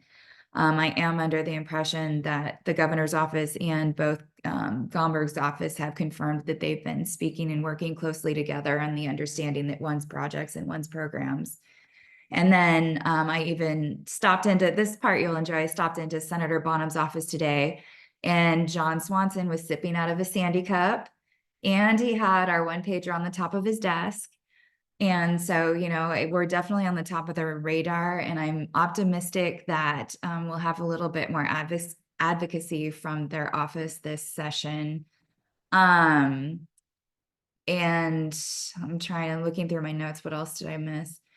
But, you know, we're looking forward to moving forward with this, and, you know, we'll have to wait and see what the Legislative Revenue Office comes out with for the revenue forecast. And we'll see if we have more money or less. But for the most part, I think we're fairly well positioned. It's just a matter of figuring out how everyone's going to handle this new process that might not involve going through capital construction immediately. No, I think that's gonna, in the long term, be a better process. We'll just see how it works out in the short term. As the first time in a 35-day session, after speaking to, I also had a very good meeting with the Ways and Means co-chair in Senator Girard's office today. And we had a very good conversation about it. And we were all saying, it seems like a good process, but it's a very short time period to do it the first time. But we'll see. I know that there's been some animosity between the co-chairs in this process, but it seems to me from the outside, at least, that they seem to be kind of coming a little bit closer together. So I'll tell you from a local government perspective, just going to some of these mayor conferences and league conferences, you have local government people that are getting pretty emotional about the lack of investment in infrastructure, right? And I think hopefully during the session, they see and hear more and more of that. The infrastructure is critical to housing, obviously, which sounds like they have gotten the message to a certain degree, which is exciting. So Can you just clarify, Nellie, sorry, and thanks so much for going to bat for us on all this stuff. It's so critical. You're talking about the emphasis on programs, housing programs. So does those build houses, or is that just like more of this nonprofit, stuff? It's a combination of the two. She's working in unison. The governor, excuse me, is working in unison with the home builders, and Jody Hack kind of has been leading that charge. And so, I mean, I think a big portion of that bill is working on the zoning and ensuring that, it's basically the variance bill of 3414 last session that failed by one vote. It's essentially trying to add infrastructure to that bill to gain support of the home builders and cities and whatnot, if they can see a way to get money out of it. But it's not necessarily specific projects, whereas the overall, I'm sorry, I'm talking way too much, but the overall bill is going to be the programs and this other Gomberg bill. It's just the Gomberg bill will likely get stuck into it. Thank you. Yep. Sorry, that was a long-winded way of saying sort of. Well, Nellie, just make sure that these meetings are happening, don't invite us to stuff that you don't think we're going to help you on, but do not hesitate to reach out to any counselor to join you and help advocate with you. So Go ahead, counselor. Sorry. That's all we have. No, that's great. Thank you. That's great. No, thank you very much. And I very much appreciate that and would love to bring you in. These conversations have been kind of in passing just because things are moving very quickly in 35 days. But I did bring Jeff and Jordan, sorry. I'm sorry, Tyler. Jeff and Tyler in multiple times for different meetings. And we are actually going to be meeting with the governor's office, or excuse me, the speaker's office tomorrow. So if any of you would like to attend, you're more than welcome. It's at 1 p.m. and I'm going to Zoom you in and I'll physically be there. I think we're good. All right. Thank you, Nellie. Thanks, Nellie. Really Thank appreciate you. it. And if you all have any questions in between, please don't hesitate to reach out. I'm happy to answer or find the answer. So Thanks, Nellie. thank you. All right. That's your report? That's it for me. Yep. All right, Mr. Hokinson. I love her reports. I'm so glad we switched. Yeah. Feels active, not high level. It does. Yeah. And I'm still on this dumb mailing list from that other guy. I am too. I get rid of that. All right. So anyway, I think it was great to have people show up for things. I mean, obviously my opinions and theirs didn't align, but I love that people are involved. So that's cool to see them come. I mentioned earlier, and I mentioned a couple of you outside, that my concerns with our work session and the chamber is really understanding better the chamber's value proposition. It's just vague. I mean, I get the list of things. What I don't understand is who they're doing that for, who comes, who benefits, the demographics of who's in and who's left out, whether in the city or out of the city. So anyway, there's just a lot of unanswered questions for me that. Well, just because it was created because we had funding coming towards it, doesn't mean that it needs to continue. That's my right? biggest concern, Yeah, right? That fiscal discipline, just because we have money. Yeah, exactly. So if it's morphing into something that's always been done and it just needs a more stable source and it's been rebranded, I wasn't sure if that's what they were talking about or if it's a brand new direction for. So on the freshwater improvements, we met as a committee and 2-3 of us may talk about that in a minute, but I just want to, Jenny's gone, but that team has just been flying. She's right there. Oh, I thought you walked out. Well, I can't talk about you now. No. These are recorded, you know. No, seriously, the team is moving at a phenomenal pace. And so what looked like pretty much a disaster a year ago in terms of our fresh water and being able to get in front of some of these things with Portland and everything else is just cruising along. I mean, it's still some pieces that have to fall into place, but it's got serious momentum. So well done. Thank you. And lastly, when's that Winterfest committee proposal coming? It was in his report, right? That will not tonight, I mean, in your last email. Yeah, I mentioned it in the weekend update on Friday. I think we have it tentatively scheduled for February 20th. Okay, thanks. So That's soon. it. On the list. Just nagging, that's all. Carl. Hey, gonna keep it fairly short tonight. I also went to that meeting at the watershed. One of the things that, drinking water, one of the things that I kind of listened to was that there seems to be a little lack of on the ground knowledge about what's happening with our drinking water facilities. And I'd recommend that if we get some time, be able to take a look at those things, what the reservoirs are, what the springs look like, what the project looks like in terms of our facilities and stuff. I don't know if everybody's had a chance to do that. It would be good, I think, to be able to just know what those facilities look like. We're gonna spend a lot of money in the next few years. Yeah. So Keep taking me to the wastewater. I need to go out to the water. this would be a lot better smelling. Yeah. I mean, there's a lot more visible, more trees and all that. So I think it'd be good to go out and do that. I've been watching Vista Loop, and I know that we've got a couple of developments that we're proposing up there, plus the one that's already there now is well along the way. I am seeing a lot of cars parked there just east of the apartments. I counted 32 cars on both sides of the road. Some of those cars are down into the ditch, look like they may have been either stuck or they spent a lot of energy to get out of those ditches. And I'm just wondering, that has grown from maybe a half dozen cars or so to probably, like I said, up in the 30s or so. And I know they're moving in and out and that kind of stuff. I don't think we have a plan or a process to take a look at those at all. And as they grow, and I thought they were full, and why the number of cars parked along Vista Loop is increasing, or at least my perspective is that it is, seems to be a problem coming. And I was the only car on the road at the time, but it looked to me like if there were cars going the other ways, that there would be some watchfulness. Plus emergency vehicles down the road, all that kind of stuff. So it just seems to me like there's a growing problem there that needs to be somehow fixed. Parking spaces or better off-street. I don't know what would be the solution.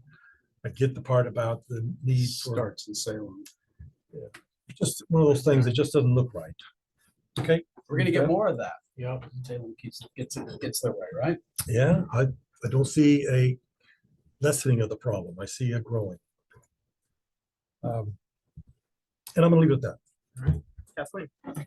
Yeah, I also appreciate all the work that goes into those wastewater things. Again, their meetings, it's just like a fire hose of information an hour, but I'm, able to kind of, they send it out ahead of time and I try to digest some of it. And what I really appreciate seeing this last couple times is just kind of a breakdown of how much, of the steps of the process, how much money, what's been spent, what the estimate is, at this point in time for the future, just so I have, so when this stuff comes up on consent agenda or whatever, I have an idea of, where that is in the process and how much, we've spent or still have to go. So really that helps me as far as staying at that 30,000 foot level. The, went to the dinner, Rich was there, the one in Canby, and sat next to Commissioner Savas and had a little conversation about the library. That was fun. And I thought that was Put to bed? yeah, and he told me it's not. And It's so- not. And so I kind of want to revisit that. We're having a meeting, the library is meeting this week, so I'll be going to that and just trying to find out more information. But I was a little bit gobsmacked that, I just kind of thought it was a done deal and no, it's not. I was gonna mention it tonight. I Oh, have a okay. lengthy That's- email that I can send Okay. out Okay. tomorrow. I have that no kinda problem saying gets publicly you- that nothing's ever finished with Commissioner Savas until it's finished. Okay, well, I don't know if I helped or hurt things. I don't know, Rich was sitting there, but I was a little bit gobsmacked that, anyway, we'll go into more, but yeah, there's some follow-up. Yeah. And I guess I would say if we have to meet with them again, I'd like to be at the table because some of his information wasn't exactly accurate. So that's it. I'm, Oh, and I bet you corrected it. well, I look good. I'm happy you did. I just wish I was there to see it, that's all. So, all right. well, excited to see where that goes. So that's all. Rich. Yes, it was interesting to watch. No, with all seriousness, so I did write down dinner tonight. So, with that, the one thing I've taken away from these dinners, I know that I usually see Kathleen there and I've seen a couple, but it's really is those side conversations. I encourage you guys to go if you don't. I know the one in Esticade is nice and close. And then also the perspective, I know, well, she shared a lot about directly what's affecting us financially, right? We kind of got an insight to a diverse opinion panel of the other things that are affecting our community. I don't know, are you gonna talk about that? Yeah. Okay, i.e. No, homelessness. Feel free. No, I'll let you do that. But i.e. homelessness, right? Tolling, all these things that I think we get so focused down in the weeds that we kind of miss the other things that truly impact our residents, i.e. home building. And so, it's very obvious, I know we have to a degree maybe a lack of consensus on everything to do with development in this community. But I do think there is a consensus from us all about Salem driving that topic for us. And so, even through the social media stuff that's been going on with the other stuff, I've noticed that started popping into the conversations as well. And other conversations. So I know I talked to Jeff a little bit about this offline today. We did a really good job of communicating during the storm when people started kind of going off in left field a little bit of saying, nope, this is the reality of what's happening. And I noticed it kind of put stuff to bed. I'd like to see us continue that when it comes to development. I don't know if that means we come up with something as a group, like of something that we agree with. But really driving the reality of it is if you want development styles to change, it's not going to set on up here with any one of us. You have to change who you're sending to Salem. And that is where it's coming from. And I think we need to come out as a city and just be very direct about that and find a way to say that it's the governor's proposals on how, home building. It's also the homelessness initiatives that are going on. And it's the fact that we're having to bear the costs of all of those. So I really think that's super important to communicate. And I feel like it kind of ebbs and flows around here, but maybe we've just luckily because of this moratorium been kind of an ebb, but I have noticed it kind of starting to spark up. So I hate to put more stuff on there and like I said, Jeff, you do a phenomenal job. And I really thank you for that because I did notice stuff start going sideways and I noticed the Sandy thing pop on and all of a sudden like people seem to be quiet. So thank you. Sometimes. Well, yeah, sometimes. Well, I mean, they're educated, right? And then Thank you. sometimes that goes sideways. The last thing is, I still think we need to have, and I'm gonna be like Carl with art, but I still think we need to have a meeting with our school district. I think we have enough of an agenda topic. I think we had some kind of go off on the sidebar with parking and the challenges of the school and the traffic flow and the pedestrian work. But that's a start of a conversation. And then also I think there's other conversations. So I just want to keep that on our minds as we deal with all the other stuff. I know it's easy to get off of our mind, but I still think that's super important. So that's all I got tonight. I was gonna ask about that too, the school district, because. About parking specific or? No, just that we need to meet with them because okay. I would really like to move their pickup location off of our main streets at 2 o'clock in the afternoon. There is absolutely no way for anything to get down Bell Street at all. So, including other cars who are trying to go other places than Sandy High. So, it's not effective and it's not working. So, another thing that I wanted to talk about tonight in doing some research, knowing that we were going to have a large group of people here. Our charter has not been visited since 1970. That's when it went into effect. The population in this town in 1970, because it was 3,500 when my family moved here in 85, might have been 1,000 people. We're currently just under 13. I think we need to look at our charter. I think we need to take a look at how the power distribution falls. I believe personally, and some of you may not share this, and that's fine, that the police chief decision is bigger than one person. And it needs a checks and balances. To me, in my opinion, and I've said this in the media, it is arguably, and not trying to make light of any of our other department heads, but arguably the most important position in this city. And I say that because our police department comes into contact with the greatest number of individuals on a daily and annual basis than any other department here. So whether I need to make a motion in the next meeting or ask for a resolution, or we need to take a look at what we need to do, but that is my new agenda. We need to change the charter. That's for revisiting that. So my position on this has been we followed the process and the charter. and I agree. I know, and I know that's what we've done, but that excuse isn't working. For me. So, Well, that's how we fix it moving forward. Absolutely. so Let's talk about. yeah, the way I would respond to that, Lori, is I don't disagree. I think there's been conversations throughout my time as mayor of little tweaks here and there of the charter that are just out of date, right? On the police chief thing, you know, I think I called both Tyler and Jeff about this today. I was thinking about it over the weekend. There are other cities, and I mentioned it here tonight, right? There are other cities where the council, uniquely similar to the city recorder and the city manager, takes on the hiring position of the police chief, seeing it very similar to how you just described it.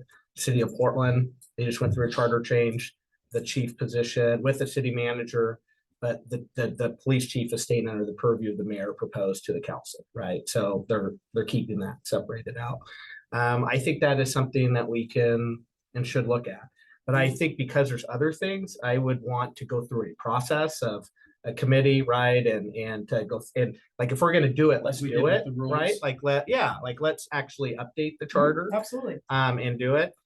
Some of the things though, the commentary I've seen out there that I was going to mention, but in my report, but I just want to say now is I'm opposed actually to a strong mayor format. Oh, I am too. Okay. Yeah. And as mayor, I just wanted to say that. I am too. We're not big enough for that. Well, not just that. There's a difference of leadership of ground up, getting stakeholders and getting the council together as a unified front rather than top to bottom. I like it. And I think it works better for a community. That said, though, the chief thing, I think there's some different things that we can do with our charter to make it work. And so, you know, this was I had it in my notes on my agenda prior to seeing that. I just thought, oh, great. Oh, I sure. might think alike. Yeah. I suspect Tyler might have appreciated that. Yeah, sure. Yeah. The only other thing that I want to say, because I want to say it publicly, is that I do not believe that we're getting this right.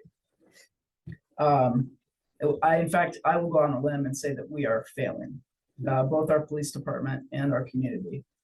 I'm not saying that maybe the best candidate was in the three, but I believe wholeheartedly, after doing my own research, that the candidate that is chosen is not good for our police department or for our city. And I'd be happy to discuss that with any of you after this meeting. And that's not a slight to you. I know you made a decision with the information that you had. I don't see any way we win with this guy. And I do have a problem, and I know that you interpreted some of the stuff that was said tonight as ageism, but Amy was right. We have gone out of our way, each person sitting up here, to verbalize that the staff that we've hired are young, professional, motivated, want to get to work, want to move in a direction, want to be progressive.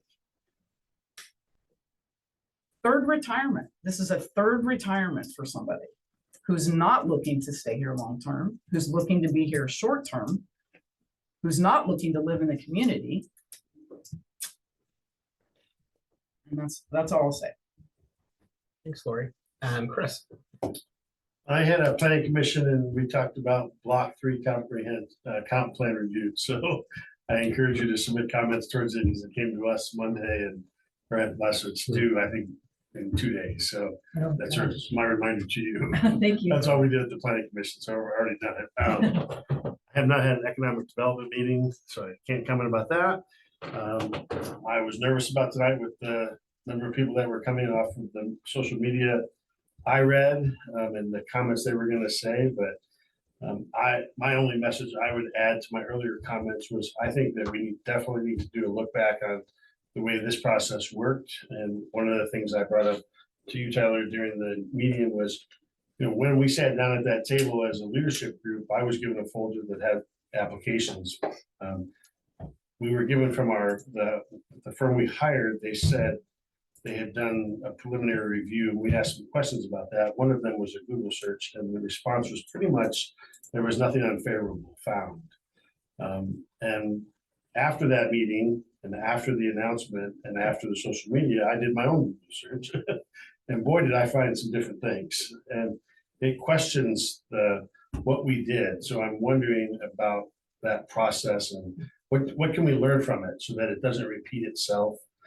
I'm not saying anything about the character of the man that was selected because all I know is what I saw during my interview time, and everything that I saw was representative of what we were looking for. But what I'm seeing now on the outside doesn't show that, but I think that's where a background check comes into effect and will give us the information that we need. But I definitely think some of the earlier steps we need a little more focus on, and maybe that's in the contract we had or in the discussion we had, and we can go back and look on this and learn from it so it doesn't happen again in the future.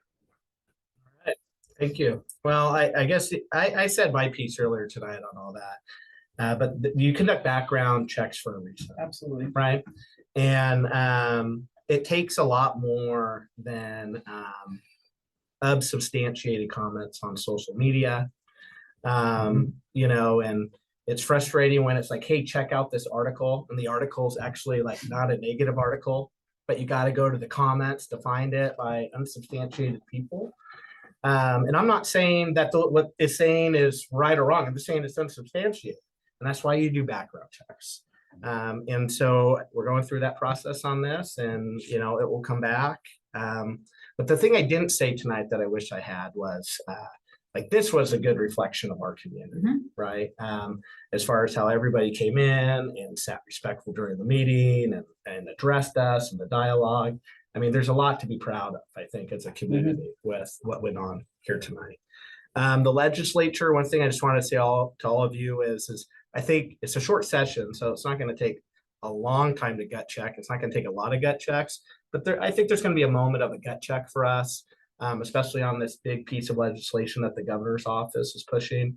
And the reason for that is there's going to be stuff in there. I look at you, I mean, that is the antithesis of everything we're fighting against on housing and taking away local control and all those things. But they're also jamming this project thing into it. And we went down that road last time and we didn't get money, right? And so I'm not saying I know the right direction for us as a council, but the gut check's gonna be, do we feel like we want to stand up and fight back against the legislation and go on the record against it, knowing that we're a small city and how much are we really going to be listened to in the big scheme of things of that? Or do we want to go through another session where we, our lips are bleeding because we're biting them so hard and hoping that our project gets funded through it? You That's sure just lay out some wonderful alternatives there. it's good. That's the gut check though that is coming for this council body. I just wanted to kind of put it in the back of But your we weren't heads. bad about the other stuff that, where we didn't get the money, we weren't. Right, but they've put those into the same piece of legislation this time. So But there's some stuff that's come down to Tie us our that we hands. just Yeah. having a hard time swallowing. So it's hard now to say, well, we don't want this, but you need to do this, because now they're trying to put it it's a together. $6 million gift towards the rates on waste and freshwater worth taking a thing that's probably gonna pass anyway. Did you want to weigh in? I just want to be really clear with the council. Staff's approach currently, unless you direct us otherwise, is that we're trying to get funding. We're trying to get relief for the ratepayers. Yep. Obviously, please direct us otherwise if you'd like to. Yep. Okay. The thing that Rich was talking about was, and I've talked to Tyler about this, is so during the winter storm, we had over 70 folks, homeless, houselessness, whatever, that were staying at the Best Western on a county voucher. Winter storm, yeah, okay. But today, my understanding is that we still have over 35 folks staying in that facility. And when I put that back on our last point and count of a dozen, it feels like we're going beyond servicing what our community really should feel the responsibility to step up and do. So I have calls in the Clackamas County. I've had a strong conversation with the chair, Clackamas County. So we don't have a motel in town anymore. We have a homeless shelter. Well, there's a reason. So the first thing is, hey, Tyler, how's our transit lodging dollars doing? And it sounds like we're in the black and then some. They're doing really good. Because of Why are they doing so good? county vouchers. So, Tax dollars. yeah, and I'm not saying we have a lot of control over this issue, but we've got to engage on. That's what I'm saying. Is we got to engage. on So this issue. are we going to revisit the lodging? I don't know. Not many more than that. No. It's pretty close. Yeah, I It's thought- pretty I thought- small. I thought, I was asking, was it 100? I don't think it's Oh, no, 100. no, no, Say no, here. it's 20, 30 Yeah, it's only that. Well, it can't. be, No, man. rooms? rooms. You said 70 rooms were filled? Well, No, it's 70 individuals. Individuals. 70 individuals? That's Yeah, they don't have that many rooms. I'm trying to think. Yeah, I think it's, They might that's a have couple people per room probably. 30, 35 per floor, maybe at best. Rich, you were wanting to jump in. It might not be. Yeah, this, kind of goes back to what we were talking about, economic development and all of that, right? And trying to capture that. We literally, like you said, we don't have a hotel. We have a homeless shelter, right? Which Right. is really essentially our only hotel in town. So how do we expect to really fix that, right? When we have the county doing this, vouchering people into our only hotel. So I guess that's a good example of how outside of the city, we do bear a brunt, because I can't help but think that the majority of that is probably from outside the city. For a point in time, the count was 12. So yeah, that's something that I think we do bear as a city from outside, that again, we should have some say in what's brought in and how we address it. And what I'm frustrated about is this is on the heels of Tyler had Clackamas County reach out and sat down with Tyler and been like, hey, we want to open up the lines of communication, no surprises, surprise, right? And that's the level of frustration. Well, maybe when you have those conversations, ask them how they're getting out of town. Yeah, Like, right. How Yeah. how are they? Because if we're gaining new residents, So the only final thing I would leave us on is, I don't mean to leave us on a negative note, but it's Jeff's gonna know it, man. It's my logo brands thing. Like we went through a branding exercise and have a city logo and have adopted official city colors for a reason. And when you're a company or a city organization, you adopt that brand and then you execute it all the way through your departments and on your letterhead and your pins and your swag and your signs and your police vehicle cars and everything else. And I go to a lot of different events now where I'm getting purple pins. That's not in our color scheme. We're buying new vehicles and we're wrapping them up in ways that are not reflective of our Sandy brand. And it is something that I feel we need to have a process for the marketing and branding of our community. And it shouldn't be left at a department head by department head decision-making. Like it should all go through it. My suggestion, this is getting really in the weeds on staff, but our direction is we have a brand and the previous council voted on that brand and the brand should be executed by our staff. And I hate doing this at a council meeting, but I feel like I've made several calls and I've complained about this several times throughout the last year and a half, and yet I still see things. So I'd really like to see that get buttoned up. No more surprises on the branding for the mayor, please. With that, very successful meeting. Glad that we had good community turnout and appreciate it. We'll go ahead and adjourn.